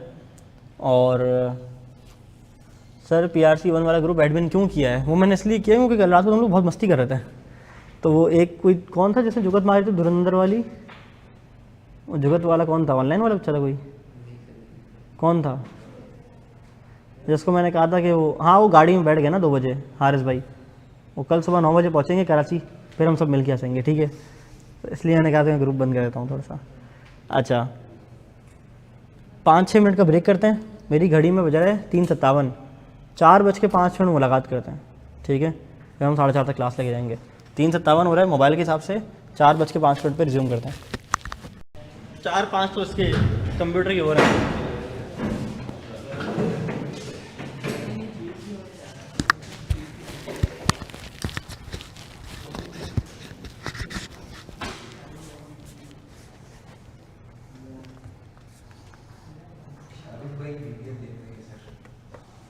BPL, चलो ओके। लेक्चर के इसी हिस्से में अब जो हमारा अगला हिस्सा है, इसमें हमने अकाउंटिंग तो पढ़ ली डेप्रिसिएशन की, अब हम पढ़ने जा रहे हैं बेसिकली फाइनेंशियल स्टेटमेंट्स में इसकी प्रेजेंटेशन कैसे होती है। कोई ज़रूरत नहीं है क्योंकि ये चीज़ हमने पहले पढ़ी हुई है। कहाँ पढ़ी हुई है? भला बेसिक्स में पढ़ी हुई है। मुझे बताओ डेप्रिसिएशन की एंट्री क्या होती है? Accounting entry, depreciation expense debit, accumulated depreciation credit, पढ़ी हुई है, देखने की ज़रूरत ही नहीं है। अच्छा मुझे बताओ एक्सपेंस का अगर लेजर अकाउंट बनता है तो उसका ओपनिंग क्लोजिंग कोई होता है? नहीं, ओपनिंग क्लोजिंग नहीं होता, कोई ओपनिंग क्लोजिंग नहीं होता, बस एक्सपेंस की एंट्री बुक करता हूँ और P&L में चार्ज कर देता हूँ, ठीक है। अच्छा मुझे बताओ अगर नॉन करेंट एसेट्स है, जैसे कि प्रॉपर्टी प्लांट एंड इक्विपमेंट है, तो प्रॉपर्टी प्लांट एंड इक्विपमेंट का टी अकाउंट बनता है? हाँ बनता है। क्या एक ही अकाउंट बनता है या अलग अलग अकाउंट बनते हैं? अलग अलग बनते हैं। व्हीकल का अलग बनेगा, फर्नीचर का अलग बनेगा, बिल्डिंग का अलग बनेगा, मशीनरी का अलग बनेगा, प्लांट का अलग बनेगा, लैंड का अलग बनेगा। लैंड का अलग अकाउंट बनेगा नहीं बनेगा? डेप्रिसिएशन तो चार्ज नहीं होती, लेकिन तो फिर क्या हुआ? नहीं हो, लेकिन होगा, एडिशन तो होगी, डिलीशन तो होगी। बात समझ आ रही है? चलो, तो नॉन करंट एसेट का अकाउंट कुछ ऐसा दिखता है। आप बोलोगे सर क्या बच्चों वाली बातें कर रहे हो यार, हमने पूरे लेजर्स पढ़ लिए, ट्रायल बैलेंस बना लिया, ओपनिंग यहाँ पे आता है एसेट्स का, क्लोजिंग यहाँ पे आता है, अगर कोई न्यू एडिशन होगा तो यहाँ पे आ जाएगा। बच्चों बैंक क्यों लिखा हुआ है यहाँ पे? बैंक के जरिए पैसे दिए होंगे ना, PP डेबिट बैंक क्रेडिट हुआ होगा, और जो है बैलेंस शीट यहाँ पर आ गया, तो बैलेंस बीट दोबारा यहाँ पे आ गया होगा, थोड़ा सा नीचे, थोड़ा सा ऊपर हो गया, ठीक है। अच्छा मुझे बताओ अक्यूमुलेटेड डेप्रिसिएशन क्या है? कॉन्ट्रा एसेट है, इसका भी तो अकाउंट बना होगा, इसका भी तो अकाउंट बना होगा। अब चूंकि अक्यूमुलेटेड डेप्रिसिएशन कॉन्ट्रा एसेट है और स्टेटमेंट ऑफ फाइनेंशियल पोजीशन का आइटम है, तो इसका तो ओपनिंग भी होगा और क्लोजिंग भी होगा। ये बैलेंस सीडी आ गया, यानी कि opening balance. Depreciation expense for the year आ गया। लेट से अगर मैं बात करूं कि इसका ओपनिंग बैलेंस था 100 रुपये, ठीक है। इसका depreciation expense for the year हो गया 10 रुपये, ठीक है। तो मुझे बताओ सी डी क्लोजिंग कितना होगा, 110 रुपये, और अगले साल का ओपनिंग कितना होगा, 110 रुपये, ठीक है। इसको थोड़ा नीचे ले जाओ, डन।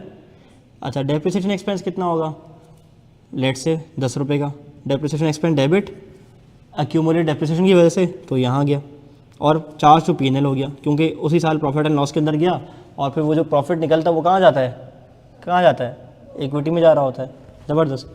अच्छा, प्रेजेंटेशन कैसे होती है फाइनेंशियल स्टेटमेंट्स में इसकी, देखो स्टेटमेंट ऑफ प्रॉफिट और लॉस, स्टेटमेंट ऑफ प्रॉफिट और लॉस में डेप्रिसिएशन के नाम पे आ रहा होता है, स्टेटमेंट ऑफ प्रॉफिट और लॉस में डेप्रिसिएशन के नाम पे आ रहा होता है कितना, यहाँ पे कितना आ रहा होगा, 10 रुपये आ रहे होंगे भाई, ठीक है। अच्छा, और नॉन करेंट एसेट्स अगर मैं ये वाला टी अकाउंट बना दूँ, कितना आ रहा था ओपनिंग, हमने बनाया नहीं, चलो बना लेते हैं। लेट से मेरे पास नॉन करेंट एसेट्स का ओपनिंग आ रहा था 200, मैंने 20 रुपये के नए ख़रीदे, ठीक है। मेरे पास क्लोजिंग कितना आ गया, 220, ओपनिंग कितना आ गया, 220, तो ये 220 जा रहा होगा ना यहाँ पे, 220 जा रहा होगा ना यहाँ पे नॉन करेंट एसेट्स के अंदर। अच्छा, फिर क्या होगा, लेस करूँगा एक्यूमुलेटेड डेप्रिसिएशन, कितना आ रहा है, 110, ज़बरदस्त, 110 कर दिया। तो मुझे बताओ बुक वैल्यू कितनी आ गई, हाँ जी 90 पक्का, बस ये प्रेजेंटेशन हो गई मेरी। तुम लोगों को पता है ना भाई, बैलेंस शीट बनती है, बैलेंस शीट में नॉन करंट एसेट जा रहे होते हैं, उस पर से लेस होती है एक्यूमुलेटेड डेप्रिसिएशन, और नेट बुक वैल्यू आ रही होती है, कैरिंग अमाउंट आ रही होती है, ऐसे ही होता है, ऐसे ही होता है भाई, ज़बरदस्त, हमें तो पता है जी भाई। एक्यूमुलेटेड डेप्रिसिएशन होता है कॉन्ट्रा एसेट, ठीक है। जैसे हम provision for bad debt create करते हैं ना, जिसको हम रिसीवेबल्स के अमाउंट में से माइनस करते हैं, बढ़ा था ना बेसिक कॉन्सेप्ट में, वैसे ही हम एक एक्यूमुलेटेड डेप्रिसिएशन का अकाउंट खोलते हैं और उसको नॉन करंट एसेट में से बोलो भाई माइनस करते हैं, डन। तो फिर मेरे पास क्या आती है, कैरिंग अमाउंट, डन।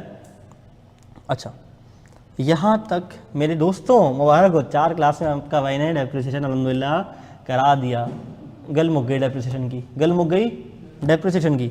चलो अब तुम्हारे पास एक होमवर्क है, होमवर्क क्या है, होमवर्क ये है कि कल बच्चों जब आपने आना है तो सवाल नंबर 1 2 3 4 5 6 7 7 सवाल हो जाएंगे, फिर कितने होंगे, 2 काफ़ी हैं, इतना मारूंगा ना 3 सवाल करके लाओगे कल घर से, जो 3 सवाल से कम करके लाया वो क्लास के अंदर दाखिल ना हो, और ऑनलाइन क्लास भी लेने की कोशिश ना करें। हाँ जी, सारे कर लो यार, क्या बात है, तो सारे कर ले यार, नाइट नहीं लगेगी, कुछ भी नहीं है, कैलकुलेटर पे कर लो, आंसर लिख के ले आओ, मुझे तो आंसर चाहिए ना यार, फॉर्मेट नहीं बनाओ, मुझे आंसर चाहिए, ठीक है। नेट बुक वैल्यू निकाल लो, रफ में बना दो, आंसर आना चाहिए। सिर्फ मेरा मेरा मेरा मेरा पर्पस क्या है, तुम्हारा हाथ चले कैलकुलेटर पे, तुम्हारा दिमाग चले और तुम्हारे वैल्यूज़ लिखी आ रही हो, that's it, that's all, done scene. चलो जी, ओके, सवाल नंबर 1 2 3 4 5 6 7, 3 आपने करके लाने, डन। चलो, अब कल मैं आपको याद है क्लास में जाते जाते मैंने जो है ना वो कुछ MCQs खोले थे, 10 आपको कराया था IK पे क्वेश्चन बैंक से, और बाकी के 10 मैंने खोले थे मॉडरेट के लिए, और यहाँ पे आप लोगों की जान निकल गई, चीखा निकल गई नहीं, ठीक है। तो आज तो नहीं सुनूंगा, कल हो गया, सुन लिया मैंने। चलो शाबाश, स्टार्ट कर दो। Level 2 moderate MCQ number 1, calculate the cost of machinery to be recognised in the books at its initial recognition from the following data. Purchase cost of machine 7,50,000, sales tax 10% का है, non adjustable, refundable income tax है 1 लाख रुपये का, transportation 60,000, admin 40,000, installation 50, एब normal losses 10,000। अच्छा एक काम करो, एक बंदा मुझे साइंटिफिक कैलकुलेटर दे दे बस। चलो बहुत शुक्रिया, थैंक यू। हम भी साथ साथ कंप्यूट कर लेंगे यार आपके, देखूंगा ताकि कितनी देर में हो जाना चाहिए।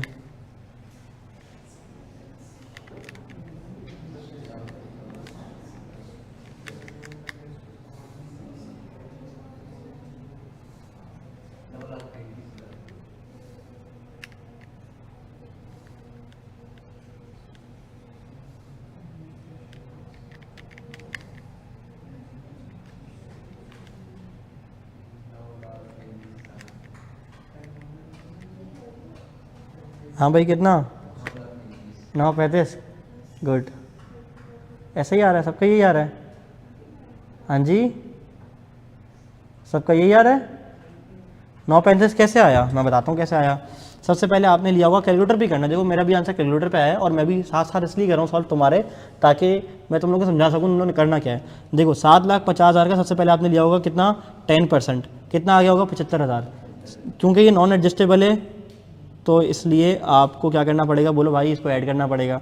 और रिफंडेबल इनकम टैक्स आ रहा है 1,00,000, यानी कि मिलेगा वापसी, तो फिर इसको तो ऐड नहीं करूँगा।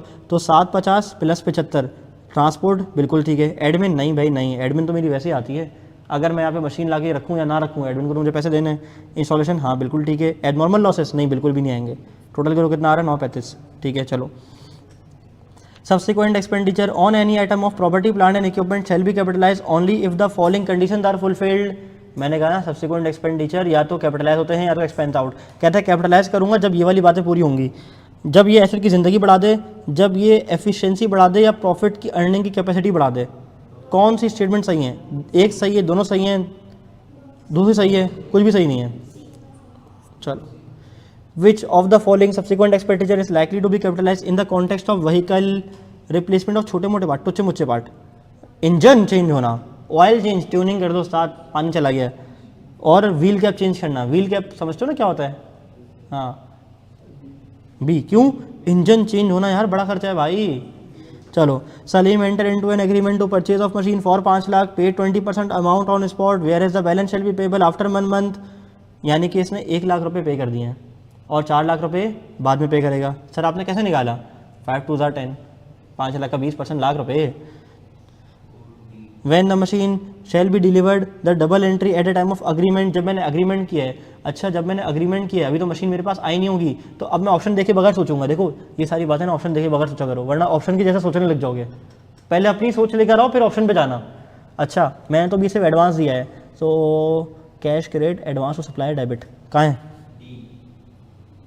ओए होए मिल गया, देखा ज़बरदस्त। मशीन लाऊंगा किताबों के अंदर, मशीन लेकर आऊँगा किताबों के अंदर अभी नहीं, क्यों, डिलीवर थोड़ी ना हुई है, बात समझ आ रही है। चलो, machine was purchase by Rameez for 6 lakh रुपए and its residual value was 10% of the cost of asset, यानी कि 60,000 रुपये। यूजफुल लाइफ थी 6 साल की। रमीज ने कहा कि मैं यूज़ करूँगा reducing balance method to depreciate its machine. What will be the depreciation rate which enable Ramesh to bring the carrying value at the end of its useful life to its residual value? कह रहे हैं मुझे ज़रा बताओ कि मैं क्या rate लगाऊं, मुझे ज़रा बताओ कि मैं क्या रेट लगाऊं कि जो डेप्रिसिएशन के लिए चार्ज होगा जिससे मेरी कैरिंग वैल्यू आखिर में साल के रेजिडुअल वैल्यू के बराबर हो जाएगी।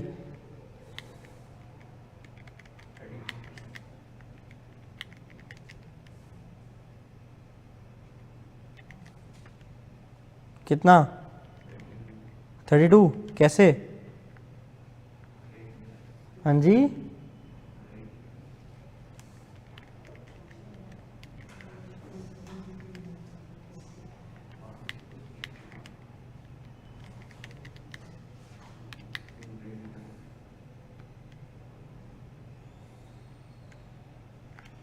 बताओ।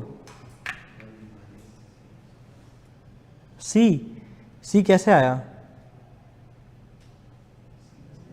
हाँ जी किसने बोला सी,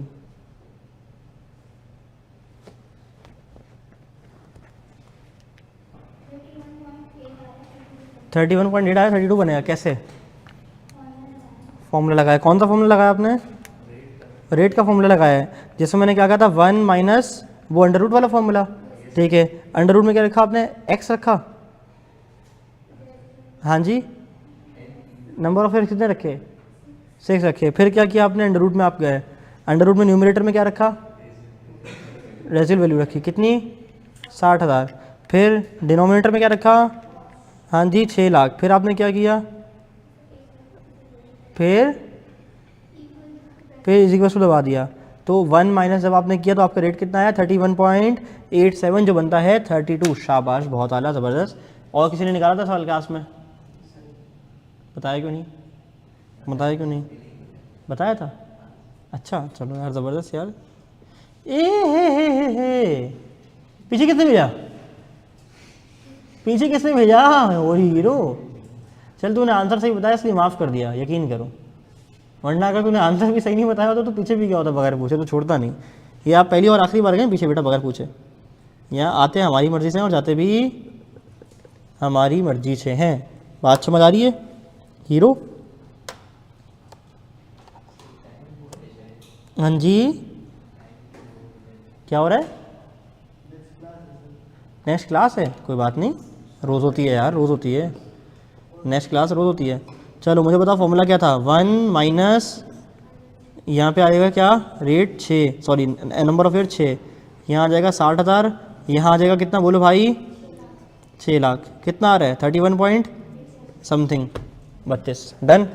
चलो, which are the following statement regarding depreciation calculated as per sum of year digit method and reducing balance method is correct. देखो मैंने कहा था ना दोनों को साथ पूछ लेगा कभी भी। In each year under sum of digit method decline at constant rate. नहीं यार, in each year reducing balance method decline by constant amount. अच्छा बताओ क्या सही होगा? हाँ जी, depreciation in each year under sum of year digit method declined at a constant rate. Constant rate से डिक्लाइन होता है? पक्का कांस्टेंट रेट से डिक्लाइन होता है? हाँ जी, कांस्टेंट रेट से डिक्लाइन होता है? पक्का होता है कांस्टेंट रेट से डिक्लाइन? नहीं होता ना। तो फिर दूसरा क्या बोल रहा है? इन each year under reducing balance method declined bye constant amount. नहीं यार, अमाउंट भी कांस्टेंट नहीं होती, पर तो एक रेट से स्पेसिफाई नहीं गिर रहा होता है, तो कुछ भी करेक्ट नहीं है।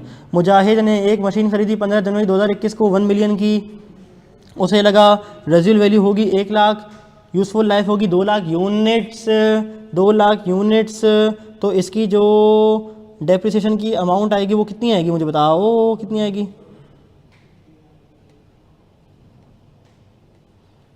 रुपीस में आएगी ना। 1 मिलियन माइनस करूँगा रेजिडुअल वैल्यू? करूँगा, बताओ करूँगा? बोलो ना यार। वजीहा, मुझे बताओ क्या मैं units of output production method का इस्तेमाल करते हुए अपनी कॉस्ट में से रेजिडुअल वैल्यू माइनस करूँगा या नहीं करूँगा? करेंगे, बिल्कुल करेंगे, ज़बरदस्त। चलो माइनस करो, 8 लाख कर दोगे, कितनी आएगी? 9 लाख। 9 लाख डिवाइड बाय 2 लाख, कितना आ जाएगा पर यूनिट का डेप्रिसिएशन? हाँ जी, 4.5 आ जाएगा, लिख के रख लो साइड पे। अभी तो मैंने एमसीक्यूज़ पूरा पढ़ा भी नहीं है। 5 जनवरी को पोटेंटो यूज़ हुआ, लेकिन ख़रीद कब ली थी? 15 जनवरी को 2021 में, ठीक है। 15,000 यूनिट्स मैंने प्रोड्यूस किए थे 30 जून 2021 तक, और 55 किए थे ड्यूरिंग द ईयर 30 जून 2022। अच्छा ये ईयर एंड देखो इसमें लिखा हुआ है क्या? 30 जून 2022, यानी कि इसका ईयर एंड दिसंबर नहीं होगा बच्चों, अब इसका ईयर एंड क्या होगा बोलो? जून। ज़बरदस्त। तो पहले साल कितने यूनिट्स? 15,000, दूसरे साल कितने यूनिट्स? 55,000। तो बोलता है फॉर द ईयर 2022 कितना होगा? मल्टीप्लाई कर दो, मल्टीप्लाई कर दो, कितना आ रहा है? 247,500। ज़बरदस्त। जमाल के बच्चे, sorry Jamal sons purchase machine by paying 1,50,000 and other directly attributable cost of 25,000 was also capitalise on 1 March 2022, यानी कि कैपिटलाइज अमाउंट तक कितनी है? This plus this. चलो, एस्टिमेटेड आरवी 10,000 थी, यूजफुल लाइफ 5 साल की थी। एस्टिमेटेड आरवी कितनी थी? 10,000 थी, यूजफुल लाइफ कितनी थी? 5,000। मैंने ऑब्जर्व किया कि रिफंडेबल टैक्सेस होंगे कितने? 12,000, जो कि गलत कैपिटलाइज कर दिए थे मैंने, और डेप्रिसिएशन भी मैंने चार्ज कर दी थी on straight line basis for full year, on straight line basis for full year on 31 दिसंबर 2022। इस एरर की वजह से मेरे नेट एसेट्स कितने से अंडर स्टेटेड हैं? ओ माय गॉड, ये तो करेक्शन ऑफ एरर का सवाल कर दिया इसने। वैसे आप कह सकते हो करेक्शन ऑफ एरर का सवाल है, क्योंकि करेक्शन ऑफ एरर में ये चीज़ होती है, एक चीज़ सही कर दी, गलत करनी थी, गलत कर दी सही करनी थी, मतलब गलत कर दी सही करनी थी, तो अब बताओ कितने से चेंज करूँगा? वो सारी बातें करते हैं हम इसमें। आओ पढ़ो। कह रहा है मैंने 1.5 लाख की मशीन खरीदी थी और 25,000 की मेरी डायरेक्टली एट्रीब्यूटेबल कॉस्ट थी, रिजल्ट वैल्यू 10,000 थी, यूजफुल लाइफ 5 साल थी, लेकिन मैंने गलती से 12,000 के टैक्सेस कैपिटलाइज कर दिए और फुल ईयर पे डेप्रिसिएशन चार्ज कर दी। देखो जब भी इस तरह के सवाल आता है ना, तो आपने क्या करना है? आपने 2 तरह की कंपटीशन करनी है। आपने करनी है रॉन्ग, ठीक है, फिर आपने करनी है करेक्ट, और देखना है वो मांग क्या रहा है।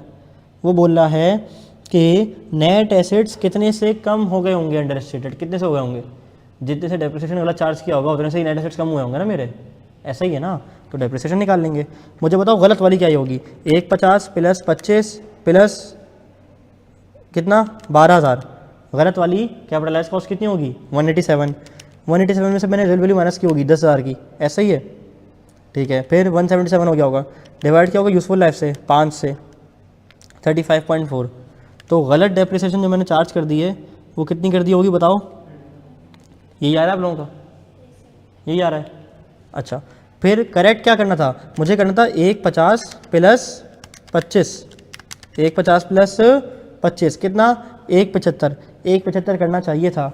175 में से मैं माइनस करता 10 साल की, सॉरी 10,000 की रिजल्ट वैल्यू, कितना आता 165, 165 को डिवाइड करता किससे 5 से, तो कितना आता 33,000 से मुझे करना था, ठीक है। ज़रा डिफरेंस तो लो कितना आता है, हाँ जी कितना आ रहा है 2.4 आ रहा है मेरे पास, तो मेरे पास तो क्या आ रहा है 2.4, यही आ रहा है आंसर, आप सबका यही आ रहा है, ज़बरदस्त। किसी और कोई और तो नहीं आ रहा, पक्की बात है, कहीं मैंने गलत तो नहीं किया, नहीं किया, ज़बरदस्त। अब देखो अब मज़ा आ रहा है एमसीक्यूज़ करने में, तो है ना मॉडरेट, तो आई की किताब में नहीं है, कैसा बात समझ आ रही है। तो आपको दिमाग ना ऐसे चलाना है आपने, डेप्रिसिएशन पढ़ना कोई कमाल नहीं है, टेंशन नहीं लो, समझ नहीं आ रही, मुश्किल हो रही चीज़ें, तो बस आपने फॉर्मूला जहन में रखना है, मेथड जहन में रखना है। और मैं आपको ये भी नहीं बोलता कि आप पढ़े लिखों की तरह ना इंग्लिश में फुल अंडरलाइन करें, हाईलाइट करें, रिबन लगाएं, कुछ करें, नहीं भाई, दिमाग में कॉन्सेप्ट बैठाओ बस। ये कॉन्सेप्ट यहाँ पे खोपड़ी में क्लियर होगा ना, तो कोई सा भी एमसीक्यू कर लोगे, कुछ भी हैंडल कर लोगे। नहीं, लॉन्ग में से फाइनेंशियल स्टेटमेंट का सवाल आएगा 20 नंबर का, उसके अंदर डेप्रिसिएशन की कैलकुलेशन करवाएगा, ठीक है। तो डेप्रिसिएशन तो आपका पीछा नहीं छोड़ने वाला। चलो, N equipment was purchase on 10 October 2020 for 2 lakh, another equipment was purchase on यकम फरवरी 2022 फॉर 3 लाख, दोनों इक्विपमेंट की रिजल्ट वैल्यू थी 20% of the cost of the asset and useful life of 10 years. Company ने डेप्रिशिएट किया है स्टिल एंड मेथड पे from month of purchase the amount of accumulated depreciation as at 30 June 2022। शहजादे की मस्ती देख रहे हो, महंग भी क्या रहा है एक्यूमुलेटेड डेप्रिसिएशन, और दोनों की मिला के अलग अलग निकालनी पड़ेगी ना, इसके लिए क्या करोगे अब बताओ, ऐसा सवाल आ गया। अब बोलोगे अरे यार ओहो, अब तो पेज पे जगह कम पड़ जाएगी मेरे यार, इतनी सारी आके अपने काम करवा दिया। अब आपको शॉर्टकट यहाँ अप्लाई करना है, कैसे देखो, सबसे पहले काम करो, दो एसेट बोले ना इसने, यकम अक्टूबर को और यकम फरवरी को, ये देख लो, डेट ऑफ परचेज देख लो, यकम अक्टूबर और यकम फरवरी, और ईयर एंड क्या है इसका 30 जून 2022, 30 जून 2022। और मेथड कौन सा है, बस ये मोटी मोटी बातें मेरे सामने आ गई, इस मोटी मोटी बातों से इंशाल्लाह सॉल्व करूँगा। देखो सबसे पहले मुझे बोलता है कि इक्विपमेंट 1 और ये क्या है इक्विपमेंट 2, मुझे बताओ कि इसकी डेट ऑफ परचेज क्या है, क्या है बताओ, 1 अक्टूबर 2020, इसकी क्या है यकम फेब 2022। अच्छा, अगर मैं कहूँ कि इसकी डेप्रिसिएशन कैसे निकलेगी, मुझे बताओ, एक्यूमुलेटेड डेप्रिसिएशन की बात कर रहा है, किसकी बात कर रहा है, एक्यूमुलेटेड डेप्रिसिएशन की बात कर रहा है, और इसमें तो मंथ्स का हिसाब किताब भी है, अक्टूबर को खरीदा है, यानी कि अक्टूबर नवंबर दिसंबर जनवरी फरवरी मार्च अप्रैल मई जून, पहले साल में कितने महीने की डेप्रिसिएशन 9 महीने की, पहले साल में कितने महीने की 9 महीने की, ठीक है। तो मुझे ज़रा बताओ इसकी डेप्रिसिएशन 2020 से 21 होगा ना, 21 की कितनी और 22 की कितनी, ऐसा ही है ना, यहाँ 9 महीने की होगी, ज़रा 9 महीने की डेप्रिसिएशन तो निकालो कितनी आती है, अक्टूबर नवंबर दिसंबर जनवरी फरवरी मार्च अप्रैल मई जून, 30 जून 21 तक की निकालो, कितनी आएगी, कैसे निकाली, 2 लाख माइनस 40,000, कैसे, रेजिडुअल वैल्यू कितनी है 20% है दोनों की ना, तो 2 लाख माइनस 40,000 कितना, कितना आ गया 160, 160 को डिवाइड करो किससे 10 से, कितना आया 16,000, 16,000 मल्टीप्लाई बाय 9/12 कितना आया 12,000, ज़बरदस्त। ये कितना आएगा 16,000, सोचने की ज़रूरत ही नहीं है, ऐसा ही है ना। ये कितना आया 28 आया, अच्छा ये मैंने कब खरीदा फरवरी में, तो ये तो 2021 में था ही नहीं, 2022 में था ना, कितना फरवरी मार्च अप्रैल मई जून 5 महीने ना, तो कैसे निकलेगा 3 lakh minus 60,000 divide by 10 multiply by February, March, April, May, June, 5/12 करो कितना आ रहा है? हाँ जी, कितना आ रहा है बताओ यार दोस्तों? 10,000 आ रहा है।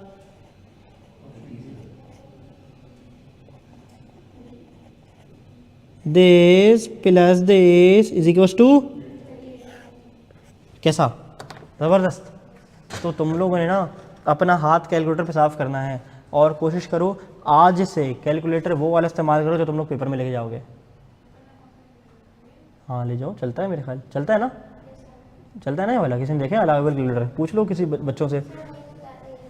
सर ने बताया था, बस सही सही बताया होगा। ये वाला कैलकुलेटर पहले आता था, ये पुराना मॉडल हो गया मेरे ख्याल अब, और ये जो इसका नया मॉडल है वो ये वाला चल रहा है। तो जिसका इस पर हाथ साफ है वो उससे कर ले, जिसका उससे हाथ साफ है वो कर ले। बात समझ आ रही है? तो आपने ये वाला कैलकुलेटर जो आपने पेपर में लेके जाना है वो उसी हिसाब से सॉल्व करना है। क्यों? क्योंकि आपका हाथ साफ होगा ना, उस पर हाथ सेट होगा, पता होगा कि इसका सारा सब कुछ। ये नहीं कि मुंशियों वाला कैलकुलेटर यूज़ करो मेरी तरह, जो सर अहमद ने यहाँ रखा हुआ है ना, मुंशियों वाला थर थर थर थर इस पर आप मारो और फिर पेपर में आप उससे करो, कुछ भी नहीं होगा फिर आपसे। ठीक है, चलो MCQ नंबर 10। हाँ जी, टाइम हो, कल में पढ़ लो। 10वां तो हम करेंगे ना, कल 10 के तो आज 10 नहीं करेंगे, भले कल तो तुम लोगों ने मुझे करने नहीं दिए MCQs, है ना। Whether the following statements are correct, सारे आइटम PPE के डेफिशिएंट होने चाहिए सिवाय, तो ये तो गलत हो गया। Depreciation under straight line method is charge for the date the asset is available for use. No no क्यों बोला? अच्छा यस बोला है, यस। तो कौन सा स्टेटमेंट सही है? चार्ली वार्ली नहीं बोलना, ये ABCD बोलो, बोलो ABCD, कौन सा सही है? हाँ जी, हमने तो चलो ABCD पढ़ा था, वो आजकल के बच्चे सुनने में आ रहे हैं वो आ बा खाड़ा पढ़ रहे हैं, अल्लाह माफ़ करे। हम तो A फॉर एप्पल पढ़ते थे यार। चलो अब हमने आई कैप के 10 MCQ सॉल्व कर लिए और मॉडरेट वाले 10 कर लिए। अब आप लोग का होमवर्क है, लिख के दूँ ना होमवर्क स्क्रीन पे लिख के दूंगा, वरना बोलेंगे सर वो लेक्चर हमने हटा दिया था। होमवर्क लेक्चर कौन सा था? 4 था ना। होमवर्क लेक्चर नंबर 4 का कुछ ऐसा है कि आपने सवाल कितने थे? प्रैक्टिस क्वेश्चन 1 से लेकर 3 तक करके आना है और MCQs करके आने हैं आई कैप वाले 10 और मॉडरेट वाले 10। इतना तो दे सकता ना, 20 MCQs बस। ठीक है, 20 MCQs कर लेना घर से, फिर हम कल डिस्कस करेंगे। लेकिन किसी अगर इडियट ने ये कहा ना सर आपने करवाना ही तो था ना, तो हमने डिस्कशन देखनी थी, एक काम करो और ज़ोर से करो। ठीक है, तो आई होप कि आप लोगों ने एंजॉय किया होगा अच्छी क्लास को भी, हर क्लास की तरह। ठीक है जी, डेप्रिसिएशन चैप्टर 4 क्लास में अल्हम्दुलिल्लाह हमारा इख्तिताम को पहुंच चुका है। और स्टार्ट के 10 नहीं, स्टार्ट के 10 दुआ फारी हमने कर लिए 11 से 20 तक। ठीक है, 11 से 20 तक करने आपने आई कैप की भी और 11 से 20 तक करने आपने मॉडरेट की भी। ठीक है, इसी अपने पन के साथ साथ अपना बहुत सारा ख्याल रखिएगा, दवाइयाँ हिला के वक्त लेते रहेगा। इंशाअल्लाह अगली क्लास में मुलाकात करते हैं। अस्सलामु अलैकुम वरहमतुल्लाहि वबरकातुहू।